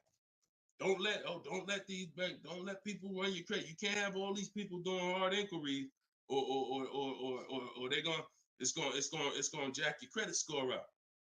All right, look, that right was taught. Okay, look, Lisa, I see you. Hold on, let me go to Instagram so I can see our Instagram comments over here. I always got to go to Instagram Live. Okay, Diana from Facebook, I see you. Hold on, let's get Instagram in the building. Give me a second. All right, Marinette. All right, Marinette. Okay, I see you. D, I don't even want to try to pronounce your name, but I see you on Instagram. So it's partially true and it's partially wrong. You have to do it the way I just laid out for you. That's called the bank bidding war. And if you want to prove this for yourself, you can simply type in rate shopping online and you'll see this is how the credit union, this is how the credit bureaus allow you to rate shop. So they'll give you 14 to 45 days to do it. If you do it like I just told you, it'll only take 2 days. 2 days. One day you're doing all your stuff at home. We're getting all our lenders at home to bid. The next day, we're getting the dealers to get their lenders to bid. And then we're making a decision on who got the best offer. So don't ask yourself. I never want you asking yourself. I never ask myself, did I get the best deal? That's a question of disempowerment. That's a question of weakness. We don't want that. What you should be saying is, following this process, I guarantee I got the best deal because I got offers from all these banks. I can't get offers from 15, 20 banks and not guarantee I got the best rate. The way you shop, or you've been taught to shop or programmed to shop, you're only getting offers from one bank, or you're just letting the dealer do it all for you. That's where your buyer's remorse comes from. That's where your skepticism about, did I really get the best rate, comes from. So we won't know what the best rate is until we get all the bids. And that's how we do it. So everything that I'm teaching y'all is part of what's in my book, rated 4.9 on Goodreads. It's called Cars from Home, 7 Steps to Saving Time, Money, and Avoiding Dealers. You could keep typing your questions because Dolan's going to pull the next question and you can put it up on the screen now, Dolan. Put the next question up. But all of you can get your copy for 75% off as long as you get to my website before the 30 minutes expires. This is a welcome offer. Normal price of the book is $97, and it's worth every penny. It's worth actually thousands. But special welcome offer, you get it for 75% off in my TikTok bio, in my Instagram bio, or in the comment section on YouTube or Facebook. Okay, this is Monty from YouTube. She said, my mother's looking to start a new lease soon, but she only drives 5,000 a year. What's the best option? Low mileage lease if she's not keeping the car. So if she's not keeping the car, Monty, watch this. I run this scenario a lot, and I want y'all to, because some of you, you were taught never to lease. If you stick around this channel long enough, you'll see probably within minutes that that's some of the worst advice that you've ever listened to. If you don't keep your cars 8 years, so we'll talk about that. And we show examples. It's not even up for debate. People who try to debate it, they're emotional and they're tied to old advice. So once you have decided you're leasing, which means I'm not keeping my car 8 years, I want to avoid that depreciation, then I need to be shopping for aggressive lease deals, because it's the short term. Again, this is another unseen expense, depreciation. This is why, look, when you buy your car today, you buy a $40,000 car today, you try to take that car back to the dealership a month later, what's it worth? You try to take, you buy a car today for $40,000. You try to take that car back to the dealer a month later. Is it worth $40,000? Right? No. A month. You might have even not you might have not even driven it. But that's the way depreciation works. You don't have to drive the car. In fact, here's another scenario. You could park the car outside your house for a year. You buy it for $40,000, park it right outside your house, don't even touch it. Just start it every now and then to keep the engine running. You come back a year later, that car is not worth $40,000. It's worth probably $32,000. Dang, how did I lose that much value and I didn't even drive it 1 mile? Depreciation. That's called the unseen expense. So whenever you hear me talk about the unseen expense, it's depreciation. So your job is to find the strategies, which is what I teach, to make sure you avoid the depreciation hit. So if you buy a car, Monty, even if she doesn't drive it, even if she only drives it 5,000 per year, 5,000 miles a year, like you're saying, she's losing value. And what she's doing when she replaces the car is she's hoping she could get some of that value back that she lost. It really never happens. Who understands that when you go to trade your car in, you never get what you really thought you were going to get for the car, right? Now I'm gonna ask you a question. Everyone who has a car outside that's 10 years old or more, 10 years old or more, type me in the comments. Matter of fact, let me know how many years you've had the car. That's a better one. Type how many years you've had the car. And for those of you who just came to the show, this is our Thursday, 12 p.m. live show. We're actually live right now. This isn't a rebroadcast, although we do rebroadcast these shows throughout the day, all day, so that you can actually catch up, watch the replay. But this is our time. We're live Monday, Tuesday, Thursday, and Friday, 12 p.m. and 3 p.m. Make sure you're here. If you want to engage with us, make sure you're here. If you want to tell your friends, this is the time to be here. Okay. So we got people 11 years. Can Skin on Instagram, 11 years, 13 years. Jessica on YouTube, I see you. 6-year Jeep Wrangler. Well, I wanted to hear from people who are longer. 2018 Sakia. So, all right, 15 Tahoe. Okay, I'm talking about the people who've had a car 10 years or more. One thing about you that listen, are y'all worried about how much you're really going to get for that car? Are you overly worried about it? Most of you are going to say, no, not really. It's worth a couple thousand, but you've used most of the value. You understand that? Look, Big Meek said I got 08 4Runner on TikTok. So we understand when you have kept your car long term, I'm not concerned with resale value much, because my whole goal with having this car was to use up most of the value. So that's what you do if you're a buyer. If you're not going to get to this level, this is what I'm telling you. that you are now losing because the depreciation of your car is the highest in the first 5-6 years. So in order for you to win, you have to keep that car, what I call the 8-year rule. 8 years, that's when the depreciation starts to level out, where you're not losing value like this. And so regardless of how much you're driving, that's not the key. That's not the key. Monty's mom is driving 5,000 miles a year. Who's a high mileage driver driving more than 18,000 miles a year, type HM? I want you to know, I want to cover all the bases for this question here. Oh, what doesn't matter whether you're a high mileage driver, low mileage driver, it has nothing to do with how much you drive, because that's not what's killing you. It's the depreciation based on the time you have owned the vehicle. And if you're not keeping that car 8 years, you should be shopping for aggressive leases. Now, before we go to the next question, I'm going to show y'all an example of why it is impossible. Yes, impossible. No way, shape, form, fashion. You can get a great deal if you purchase, but you should have leased. Okay? Let's use this scenario. Let's use Frina.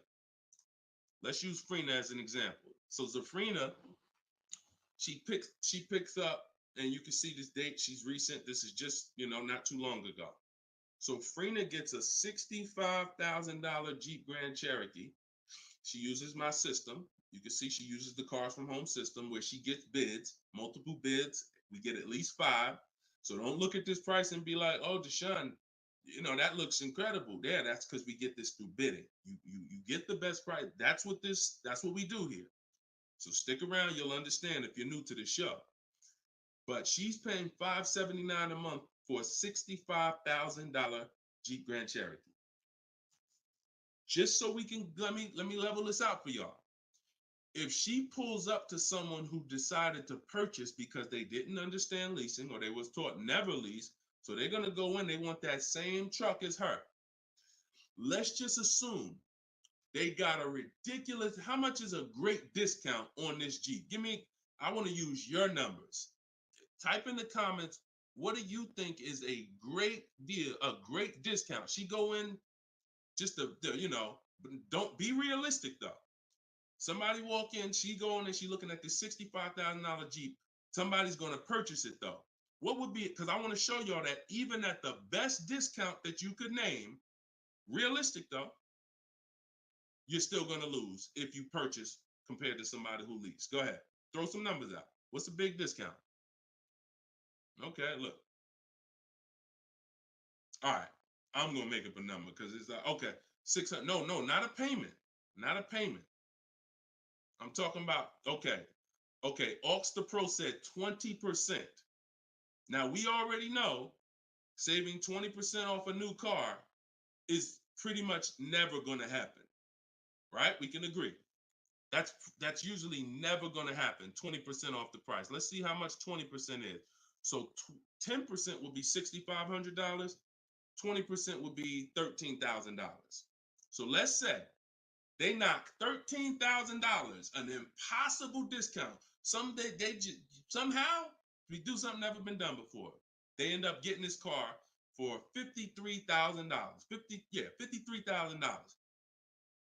Every $5,000 on a loan is how much per month, y'all? Some of you know, some of you seen my videos, some of you been on the show before. Every $5,000 on a loan is about how much per month? $100. Exactly. So let's do this math now. Continuing to drive this point home that there is no way for you to get a great deal when you purchase, but you should have leased. So the same person who just got this unbelievable, never gonna happen discount of 20% off a brand new car, $53,000, what's their car payment? $53,000, car payment's about $1,050 a month. $1,050 a month for 5 years. Let's just say they take another year on the loan. They say instead of a 5-year loan, let's take a 6-year loan. $900 a month for 6 years. Freena's paying $579. Is that sinking in? Type $ if that's sinking in. that, whoa, you telling me, Deshone, the same price that this person just got, and she got a ridiculous lease on it, she's paying $579 a month, even if a person got an never gonna happen discount. I literally just took what my man here on Instagram threw out, and he knew he was throwing out something crazy by saying 20%. Even with the 20%, payments $500 a month more than Freener got leasing it. Now let's do one more scenario here. One more. See, all of this is what I'm teaching. This is in my book. This is why the book is 4.9. Goodreads.com. Thank you to everybody who's reviewed the book, Cars from Home, 7 Steps to Saving Time, Money, and Avoiding Dealerships. One more scenario. Let's throw a used car in here. So we already looked at Freener's deal, brand new, great lease. Second, brand new, never gonna happen discount. Now let's throw a used one in there. Let's say somebody says, you know what? I'm looking for a hold on, I want to put that back up, Dolan. Let's keep that up because we're talking about this scenario. So please put Freener's deal back up on the screen, Dolan. Matter of fact, here, I got it right in front of me. All right. So we got third scenario here. Somebody now is saying, all right, I'm gonna find that truck used though. So instead of 65, good price on a used one. Let's say we find one that's like 40% off, 3 years old. Again, I'm using extremes to show y'all. So some of you are like, Deshone, if you're using extremes and it's this different, dang, I've been overpaying by not understanding leasing. Yep. I wish I had Dave Ramsey here. I wish we could get Dave Ramsey on the show. You know, I wish he was in the audience. I wish him, because unfortunately, look, shout out to Dave. I know he has the right heart, the right intentions, but he has the wrong information. He's what I call confidently incorrect. That means dangerous. You're dangerous. When you're confident and incorrect, you're dangerous to yourself and others. So now, used car, somebody gets this car, they knock 40% off the price, and they get one for like $40,000, $65,000 truck. I got one 3 years old. I paid $40 for it. Every $5,000 we just said is about $100 a month. 40 payments, $800. You take a 6-year loan, payments $725. On a used one, we're no longer even talking apples to apples with the vehicle. On a used one, $579 Freener's paying, $725 for a 6-year loan on a used one, 3 years old, 1 year on the warranty left. Then you're on your own. $1,000 a month to buy a brand new one. See, son, you getting mad yet? Are you getting mad yet at the people who taught you not to lease? Now, who should be? Because some of you, if you just tuned in, you might be thinking, oh, Deshone, so should I only lease? No. If you are not keeping your cars 8 years, then you should only lease. Because when you buy, if you keep the car long enough, you can win. Because you're going to pay double what Freener's paying if you buy a brand new one. You're going to pay more on a used one, but eventually you pay off the car, you keep it 8, 10, 12 years. The longer you keep it, you can catch up. You're still not going to, you get what I'm saying? Because Freener's always going to have a payment. If she keeps leasing, she's always going to have a payment. But if you keep buying your cars, trading them in 5 years, trading them in 6 years, trading them in 4 years, you are no way, shape, or form even close to this. You're thousands and thousands of dollars away. There's thousands of dollars more every year coming out of your bank account than someone who understands leasing. Yeah. Tell your parents, tell your cousins, tell your brothers, tell your spouse. This is what I've been ranting about for years, trying to get you to understand.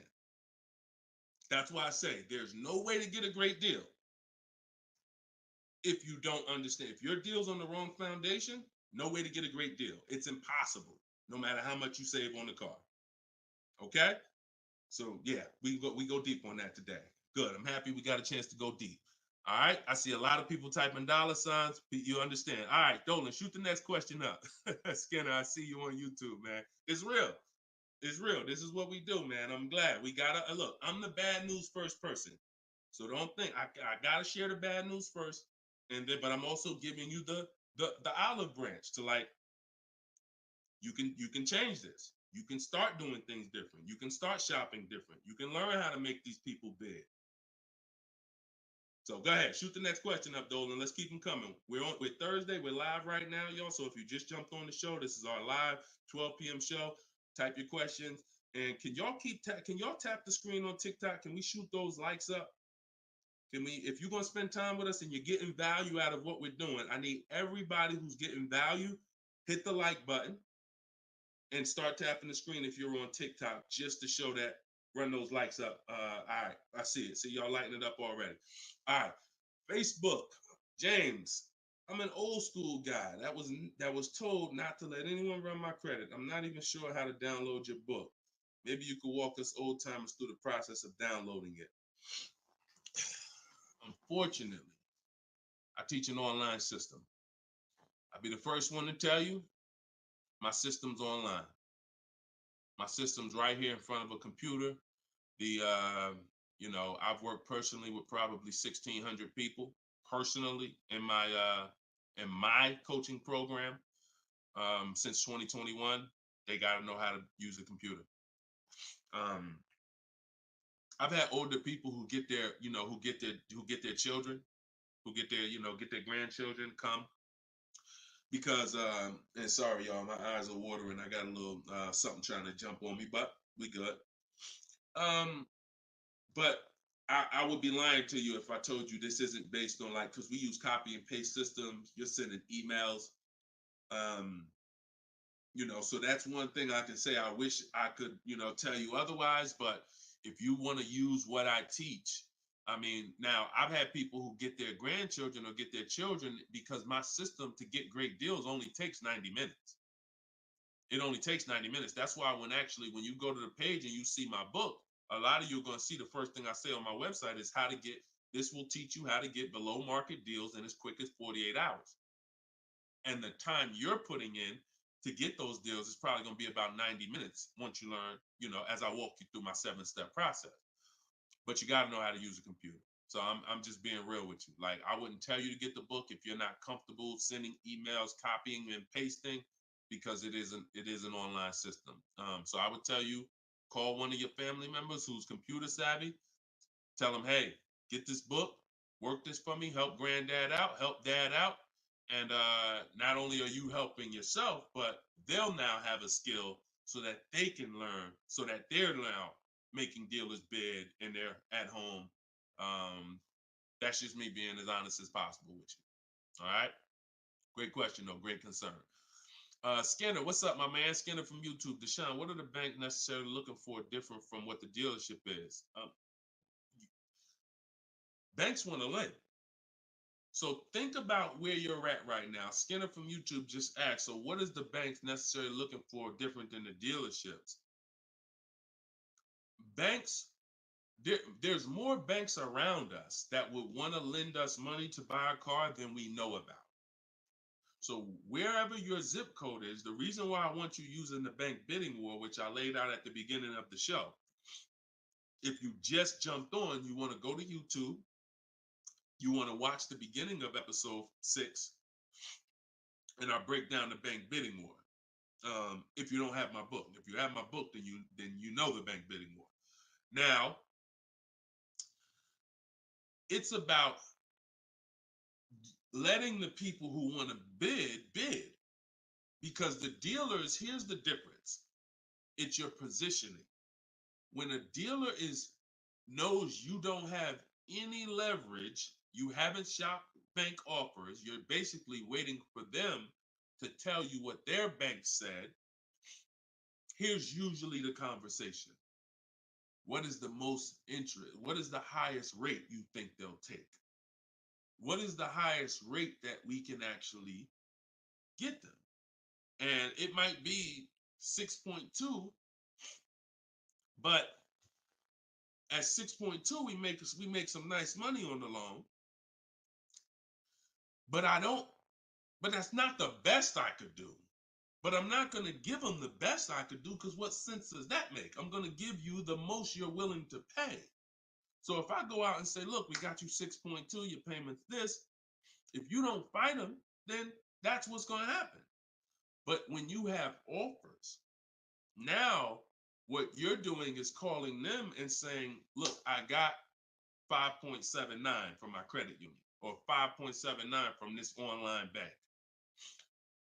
If you could beat it, then I'll give you the business. Not only does this make for a good relationship because you're giving them the opportunity versus saying, oh, I'm not letting you get the opportunity. This person has 7, 10 banks. You give them an opportunity, and this is how you guarantee the best rate. So it's not about they're looking for anything different. It's about positioning yourself so that the dealer is now trying to beat the rate you got versus what I just laid out 60 seconds ago when you don't have a rate in the conversation they're having. Leverage. Leverage. All right, that's the difference. One gives you major leverage to guarantee you're getting the best offer. One, you have no leverage, and so there's no guarantee. And you'll always drive wondering, man, could I have gotten a lower interest rate? That'll always be in the back of your mind. So we want to eliminate that. All right, great question, Skinner. Go ahead, Dolan. Next one. I don't see too many questions coming in on Instagram. Instagram, where y'all at with your questions today? We getting questions from TikTok. I see a lot of them. Let's go. Oh, there's one. Okay, Body by Michelle. When buying a luxury car with cash, when should I let the salesperson know? Okay. The process of what we teach doesn't change doesn't matter what you're buying. We've had people get Maseratis, get high performance BMWs. I know this works because bidding just works. So first thing you have to do, Michelle, is realize I need to get at least 5 offers, because we're so concerned with how we're going to pay for the car that we're not thinking about which dealer is going to sell us the car for the lowest amount. Now, some of you may have been taught every dealer has the same price. I got this clue when people started saying things like Nissan doesn't have good deals. Hyundai, the deal on the Hyundais right now are terrible. That's either coming from 2 things, and they're both wrong, that I want you to stop today. Looking at advertisements, commercials, because some people say, Deshone, I look at that, the commercial says that, I got to put down $4,000 if I want to lease that vehicle. That's an advertisement. It's not a deal. It's a custom thing they put together that they want to present to the public. It's not a deal. When you look at what I just showed you with Frina, when you look at Danielle's lease on her Audi A3. She's paying $550 a month, $44,000 Audi A3. She only put her first look. This is her words. Due to circumstances out of my control, I had to lease something quickly. So my program, I told you, as quick as 48 hours, you can get below market deals. This doesn't take days and days and weeks. I took the course last weekend, did all my emailing back and forth because she's in my video program. So I do have my book, and then I have that same book in a video program. You pick.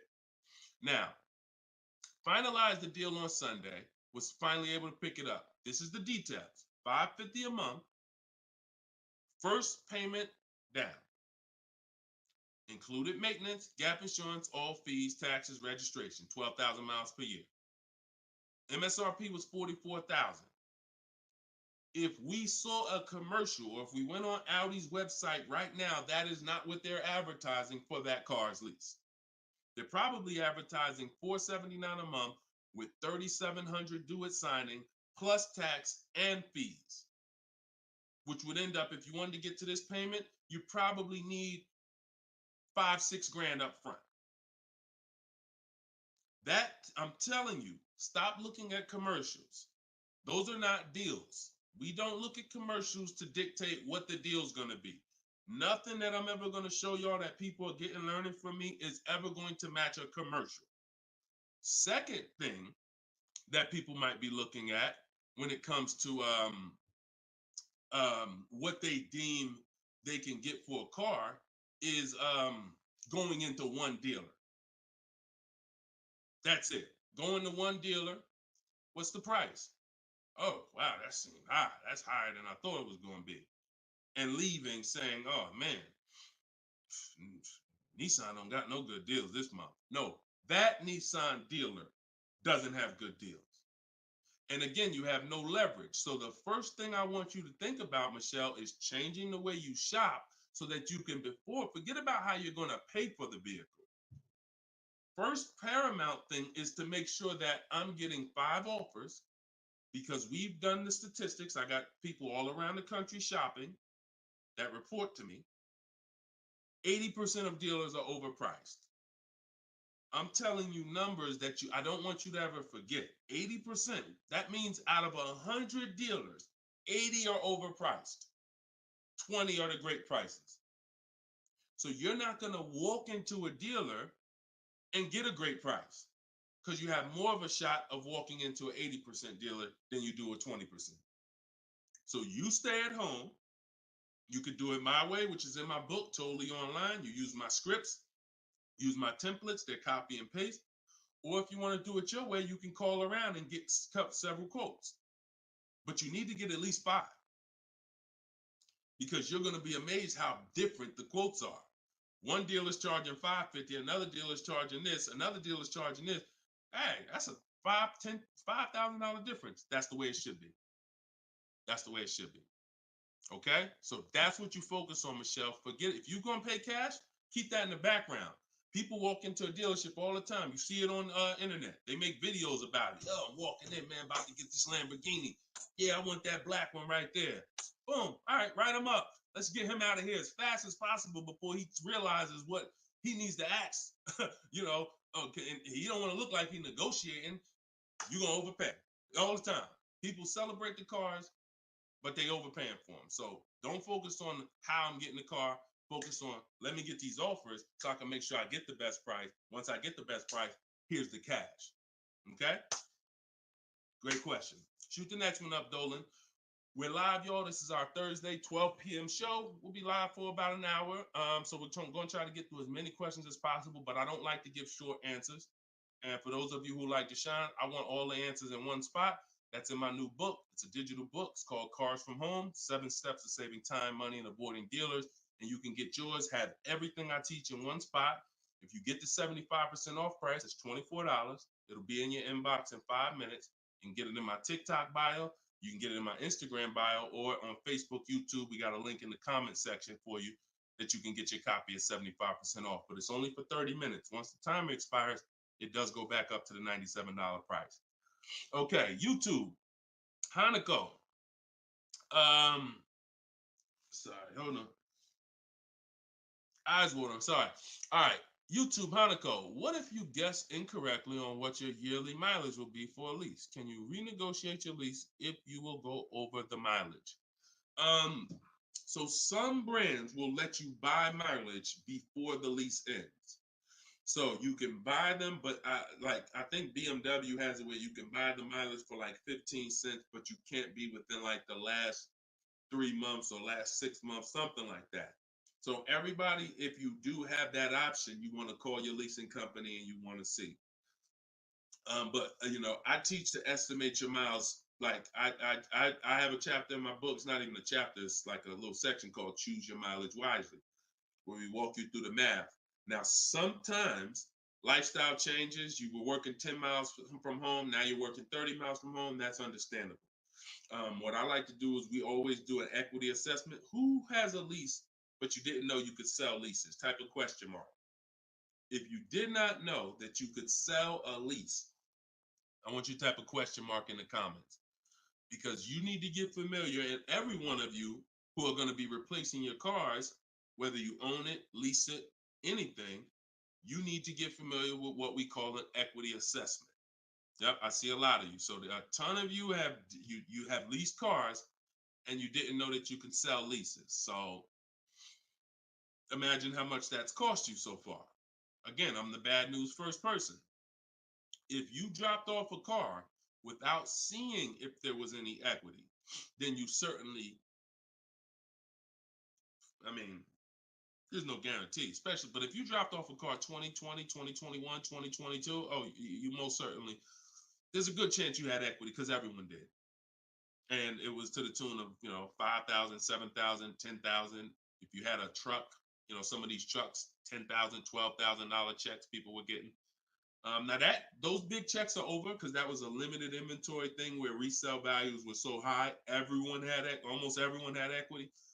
But you need to make sure you're not leaving 1,000, 2,000, 3,000 on the table in this market. In a normal market, we always do an equity assessment. So if you're going over your miles, you want to do an equity assessment to see if you can sell it. Because if you sell it, you're out of it, and you can just go lease a new vehicle. But so the equity assessment is you call your bank, you get your payoff. You go, once you have your payoff, you want to ask them. It's only for leases. The second question is only for leases. Do I have a third party restriction? If they say yes, you just need to make a note of that. If you don't have a third party restriction, and there's several brands that don't, Chase, Toyota, Mazda, there's still a couple leases out there that don't have third party restrictions, then you're going to go and you can sell to any of the online bidders, highest bidders. You get all these offers. And look, let me be clear on when you should be doing this. Before you ever think about shopping for a car, you gotta take care of your equity. You shouldn't be shopping for a car and then saying, all right, now let me check and see what equity I got. Because now if you don't, you need to know that up front, because if you have $3,000, $4,000 of equity, that matters going into your budget. Maybe you want to apply it to your next deal. Maybe you want to put it in your bank account, but you need to know about it early. That's why it's the second step in my system. I got 7 steps. Equity assessment is the second step. As soon as you think about getting a new car, your first question should be buy or lease. Should I buy or lease? That means, am I keeping the car 8 years or not? And then the second thing is equity assessment, because that's going to tell you your positioning with your current car. So once you get your payoff, you go to the Carvana, CarMax, Driveway, and you look, you do what you want. I would not suggest you be lazy in this. This takes 20, 25 minutes, and this is your money. So you go to those websites, CarMax, Carvana, Driveway, Kelly's Blue Book Instant Cash Offer, hold on, AutoNation Sell My Car, and Car Google Sell My Car. 6 offers. 6 cash offers, and that's going to tell you your equity position. That's once you know that, because some of you are going to do that and find out you got negative equity. Now you have to plan accordingly. Some of you are going to do that and find out you got 4,000 of equity. Now you got to plan accordingly. Some of you in leases are going to do that and find out you have no equity, in which case, okay, I just need to wait until my lease is up. I can't get out early. But so the equity assessment tells you how you can move to the next step. Okay? So that's what you focus on. That's what you focus on at this particular step. Okay? Go ahead, shoot the next question up, Dolan. All right, we're getting a lot more. I'm gonna try to get through. I'm gonna try to go faster, but go ahead, shoot the next one up, Dolan. This one's Instagram. That's my man that I said I didn't want to butcher your name. Might even be a woman, so I'm not even gonna try to pronounce the name. But my lease is up in 6 months. I would like to lease again. Is my current lease gonna hurt me when trading it in? Equity assessment. I'm glad you asked that. Equity assessment. That's the game. That's the game. See, those are the questions that gets answered with the equity assessment. Is my lease going to hurt me or help me? Do the equity assessment, and you'll know. Now, if you have a third-party restriction, then we can't sell direct to these online buyers. We have to sell to a local car dealer of the same brand. So I have a script in my book where I walk you through talking to used car managers so that you can actually sell your car locally to them. You're selling a 2 or 3 year old car, usually good mileage for most. We need to sell that car to a local used car dealer, but we are still getting bids. We're not walking in. This is what a lot of people did. You may have did it. Man, I got a third party restriction. I'm gonna just walk into the dealer. hey, yeah, look, I know I got equity. You don't realize how you're making it hard for someone to even help you because you don't know how much equity you got, and now you're coming in and you're not really saying what you know. When you're at home and you're talking to managers, you're talking to people and getting offers for that car, you can speak intelligently. And we only talk to used car managers in those cases. But that's only if you have a third party restriction, because some people, another thing they were doing is buying their cars and then turning around and reselling them.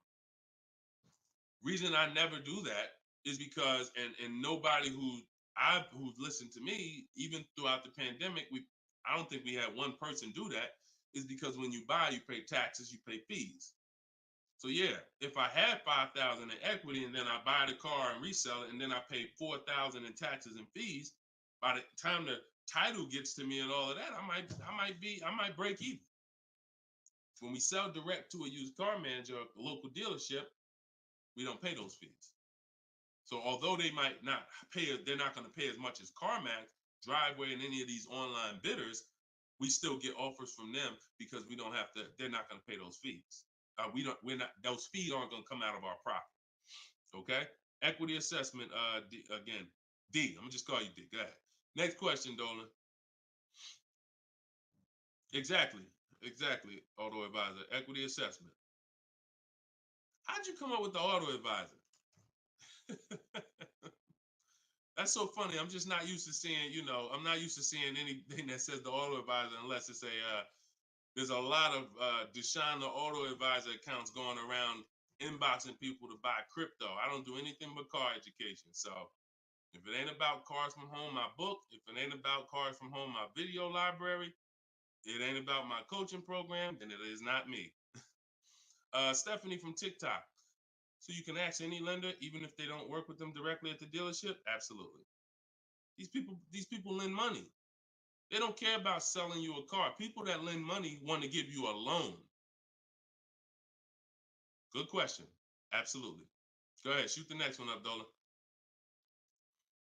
All right. Everybody getting value out of the show so far? Type dollar signs. Let me see the dollar signs. If you're enjoying and you're getting value out of this show, by the way, for those of you who just came, this is live. This is our Thursday live show. We rebroadcast these shows throughout the day, so that everyone can rewatch them. So you might see a rebroadcast, but Monday, Tuesday, Thursday, and Friday, 12 p.m. and 3 p.m. is when we're actually live. So when your coworkers, your family is talking about car shop, you want them here 12 p.m., 3 p.m. We're actually live Monday, Tuesday, Thursday, and Friday, Eastern time. All right. This one's from Instagram. How do you get a great lease deal? Bids. It's the only way. Because all right, so I'm gonna give you an example of how not getting bids will actually deceive you, and you could possibly think you got a great lease deal. So this is Charles. He got a Palisade. Palisade is probably one of the top 5. Definitely throughout the pandemic, it was probably top 5 most popular, SUVs. People were overpaying, and I don't want to, I don't, you might have one. And unfortunately, a lot of people overpaid for these, and they're still overpaying for them. So he reached out to 3,500 dealers. Now he used my system. So this probably took him about 25 minutes. I have something in my book. My strategy is called the 25 to 5. What that is we're connecting with 25 dealers online. And our goal is to get 5 offers. Because if you want to show earlier, I told you 80% of dealers are overpriced. So we're going to get 5 offers, and they're going to be about $150 to $200 apart minimum. Your best offer when you get bids is going to be about $150 per month to $200 a month cheaper. Now, if you're purchasing, hold on.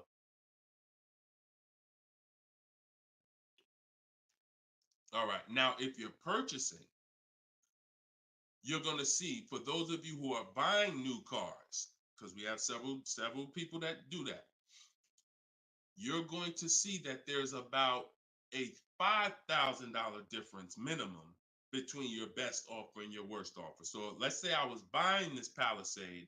When I get my bids, my best offer to my worst offer is going to be close to $5,000 difference. That's when you know you're doing it right. because we get below market car deals. Some people get market value car deals. Some people pay above market value car deals. Depends on the skills they have. So he got bids. He did this, used my system. Took him probably 30 minutes to reach out to 35 dealers, maybe 25 minutes, and he got 10 quotes.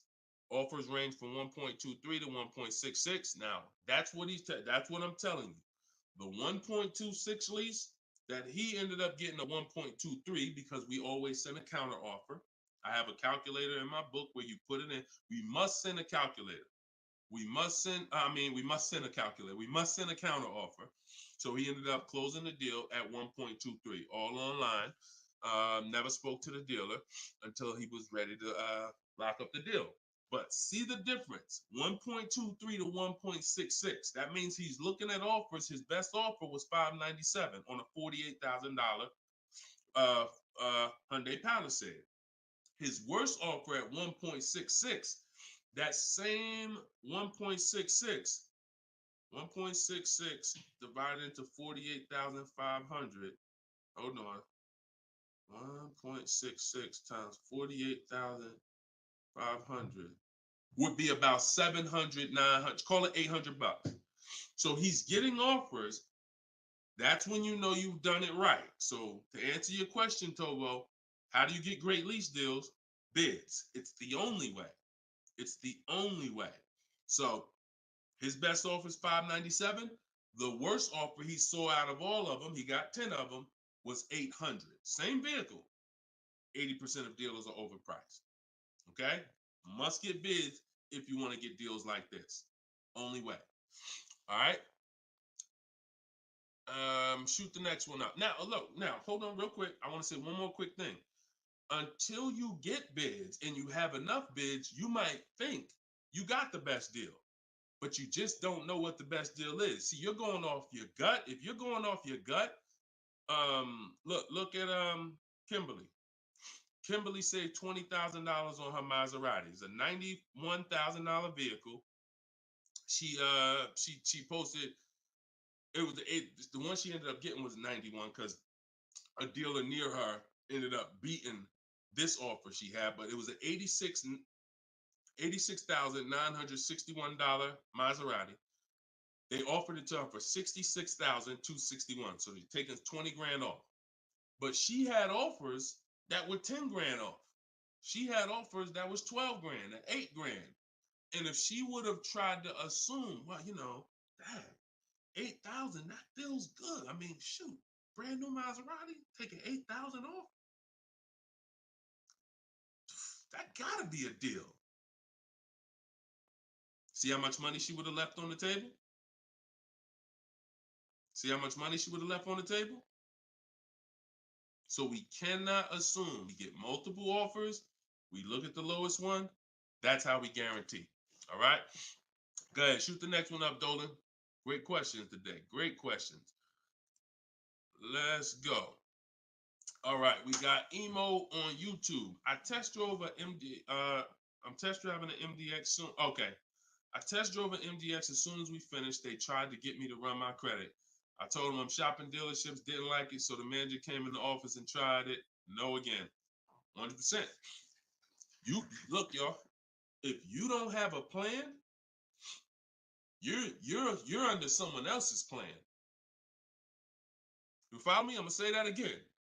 If you got a light bulb emoji, type a light bulb emoji, type a gem emoji. Remember this. If anytime you don't have a plan, you will be subject to someone who has a plan. And there's nobody that has a plan like car salespeople. We know what we're doing. We are not trained in much. We're not trained in finance like we should be. We're not trained in buying versus leasing like we should be. We're not trained in resale values like we should be. We're not trained in insurance products like we should be. There's more insurances to consider with a car than there is a house. Kid you not. Extended warranty, that's an insurance policy. You might use it, you might not. Tire and wheel, that's an insurance policy. Gap insurance. You have auto insurance. There's multiple insurances that you need to consider in this business, when you're buying a car, when you're leasing a car. We're not trained in none of that like we should be. But what we are trained in is how to make sure we have enough information to sell you what we want to sell you. And so if you don't have, and the least, the people with the least integrity, they are certainly going to try to pin you down with the credit check. Can't give you a credit. I can't give you a quote without your credit. Come in. I need you to be here. When can you come? First question they ask, y'all, right? Who's getting phone calls from dealers right now? Raise your hand and type me if you're getting phone calls from dealers right now for any reason. Bring your car in early. Hey, your lease is almost up. Hey, I saw that we can get you in a new car. We can keep your payment the same. Look, nobody's business. If you're getting phone calls from dealers right now, type me in the comment. Look, Skinner said they blowing me up. So understand the reason why they're doing that is because they want to pin you down. It's just come on in. When can you come in? When I can come in, I get you to talk. Numbers in here, it means you're pinned down.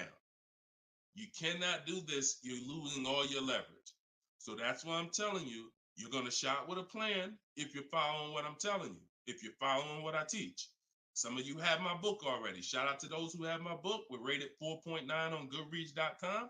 Appreciate everybody who's reviewed the book. You can get yours for 75% off. It's normally $97, but in my TikTok bio, 30 minutes only, you can get it for 75% off. Instagram bio is $24 if you get the deal in the comment section. But you must have a plan because they have a plan and you don't know who you're dealing with. So that's all I can tell you. But I'm glad you stuck to the guns. Even under the pressure, you didn't let them run your credit. You stuck to the guns. Way to go. All right, go ahead, Dolan. This one's from TikTok. Better to buy used or new? Planning to keep longer than 8 years. Thank you for all that information. Letting me know you understand the 8-year rule. I appreciate you. That's a matter of, okay, so if I'm buying to keep more than 8 years, right? Only question between new or used is a question of budget. Can you get everything you want and need in a new car for your budget? Once you get all your bids, can you get all those bids? Is the best bid that's going to win your business on a new car in your budget comfortably, then get a new car. But now some of you can't afford a new car that covers all your needs. Needs are the most important thing you need to think about. You need to know the difference between wants and needs. Needs is, I got 3 children, I need a third row. Need is, I drive on the highway a lot. I need a car that has good acceleration. That's needs. Needs are things where if you don't get them, you're not going to like the car, you're going to trade it in because it's not doing the basic things you need it to do. That's needs. Wants is, I like to have the sunroof. I don't need it though. But if I can get it in my budget, I'll take it. I like to have this. I like to have that. These are wants. You got to know the difference. Unless your budget can buy everything. But if you can't get everything you want and need in a new car for your budget, then we go used. But if you get everything you want, there's plenty of people who are like, you know what, Deshone, I am a long-term person. I'm keeping more than 8 years. I could afford both. I only get a car every, only once a decade. I want to get a new one. That's fine. And some of you are like, you know what? I really want to go with even more value. So I'm gonna look to get a pre-owned one, not 30% off the price, 20% off the price, 40% off the price. That's fine too. There's no right or wrong there. Just go through it and pick the one that works for you. Great question. Okay.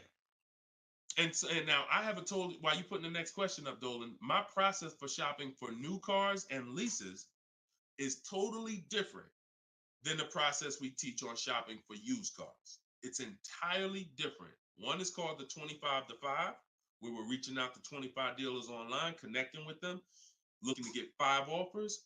The other one is the multiple marketplace strategy, where we're on all the online marketplaces where used cars are, and we're narrowing down. We're looking at the used car market, the low prices.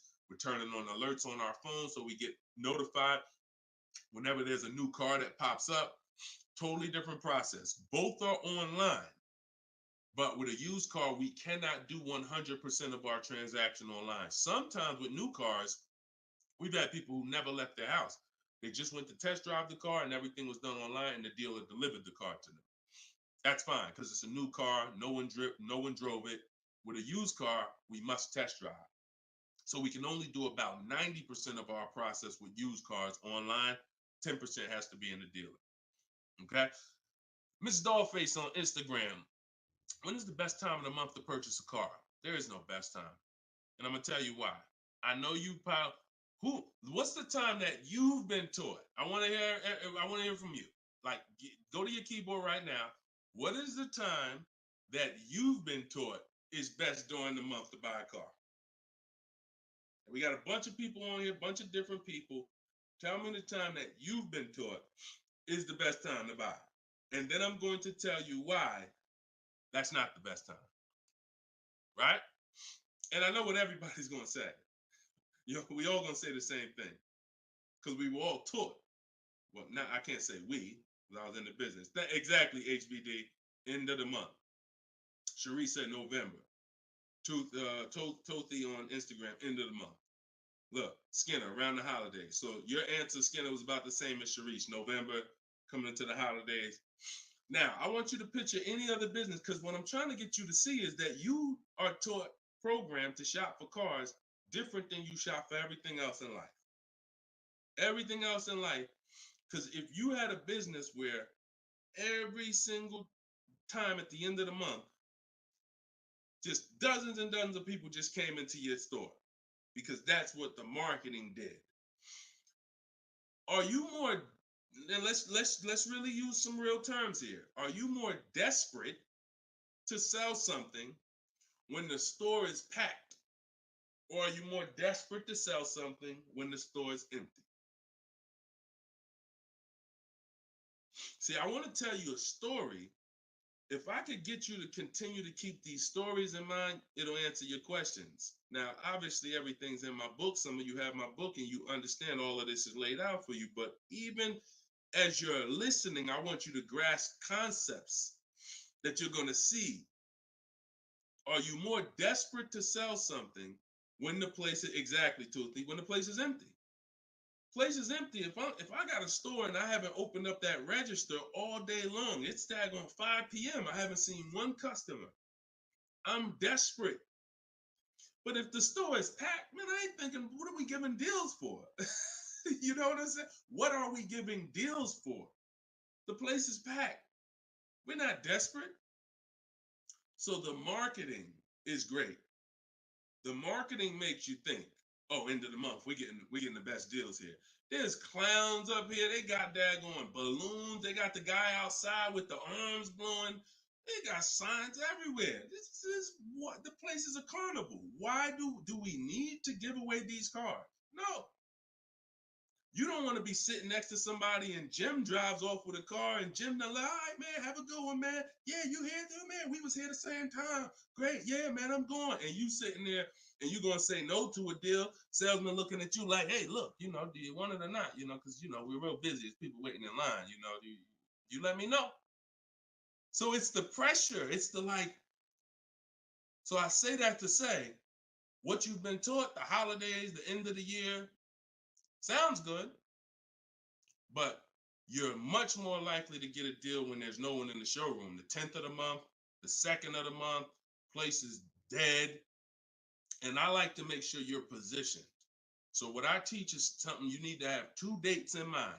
2 dates. Every time you're shopping for a car, I teach you need to know these 2 dates. The as soon as date and the no later than date.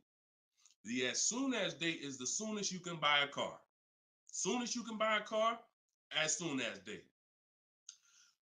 You're not in the market until your as soon as date is today. Step 5 in my process, my 7-step process is in the market, getting offers. I can buy something today. That's my as soon as date. My no later than date is my deadline. Now you have to know these 2 because the time in between is your leverage. So let's just say my as soon as date is today.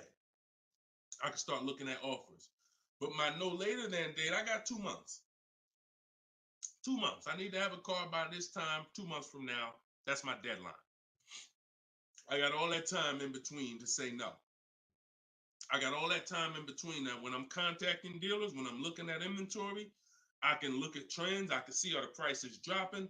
I can have alerts on my phone, getting access to the new inventory. This is our process. So some of you are like, Deshone, I need a car in a week. Well, you still have a as soon as date and a no later than date. 3 days, soon as date, no later than, doesn't matter. So you have to know these 2 dates because in between is your leverage, which is why I don't want you emergency shopping unless it's an emergency. Okay? I don't want you emergency shopping. Don't get into the habit, don't stay in the habit of emergency shopping. Oh, I'm going to put it off to the last minute. And then, oh, I got to go into the dealership. Oh, I need a car this week. All of that is working against you. Now, if you can still get, in fact, when you go to my website for my book, you'll see it says below market deals in as quick as 48 hours. But the more time you have, the more time you have to say no. Programs change every month. You see deals change, lease programs change, rebates change. And so when you have inventory changes, so if you're looking for a black or blue car, all these dealers don't have one right now, but they got one coming next month. You can, that's fair game for you because you have time. So these are all the benefits of getting in the market 3 months early and learning how to look at the deals. If there's a great deal now, we jump on it. If there's not, okay, I'll look next month. And that's what I did when I got my mother's lease on her Mazda CX-5. October, I was looking at the deals. I didn't like them. Got all my offers. I said I didn't like them. Now, the great thing is I made contact with all these dealers. So they know. Now I'm following up next month. Hey, just checking in. How's the deals looking for this month? November, didn't like them. 3rd month, December, got the deal I liked. Wrapped it up. So don't always think time is an asset. Time is an asset. Now, if it's an emergency, that's fine. We got to get a below market deal. We only got a week to do it. That's fine. You better have a strategy. But if you have the luxury of time, we use that to our advantage. So I wouldn't say there's a best time of the month to purchase a car. But if you're in the market and you're positioned, here's another thing you're positioned for. Every now and then we come into the dealership. When I was at Mercedes, when I was with General Motors, it happens all the time throughout the year. It could happen on the 10th of the month. It could happen on the 12th of the month. It could happen on the 8th. We don't know when this is going to happen, but this is the conversation I'm about to give you a behind the scenes look of exactly what happens and why I want you to be positioned. We come in, they look at the numbers on the board. Sales manager looks and says, man, we got 20 cars sold for the month. We are way behind our objective. All right, listen, call everybody anybody you got, anybody that's real, anybody that's a real buyer, call them. We're not turning down any serious offer today. You want to be the person that's positioned. Hey, Jackie, and they're usually emailing us because we don't talk to, nothing that we do requires talking to salespeople. So they be email, hey Jackie, hey, it's Ray over at such and such. Were you still looking for that car? Have you found it yet? No, okay, I know the quote I gave you before was $550. I know you wanted to be here, but my manager said, listen, we'll take any offer today. We really want to move a car. See, you were taught that only happens at the end of the month. It doesn't. You got to be positioned. You got to be positioned. And so that's the luxury of time. So this is what it is, y'all. I want you shopping with a strategy. Like, this is what I want you shopping with. All of this is in my new book, Cars from Home, 7 Steps to Saving Time, Money, and Avoiding Dealerships. Learning the science of making dealers and banks bid for your business while you sit at home, getting below market car deals in under 90 minutes. And you can get your copy for 75% off in my TikTok bio, in my Instagram bio, or you can click in the comment section on YouTube and Facebook. We got a comment pinned for you guys. Or if you're watching us on TV, you can scan that QR code with your phone.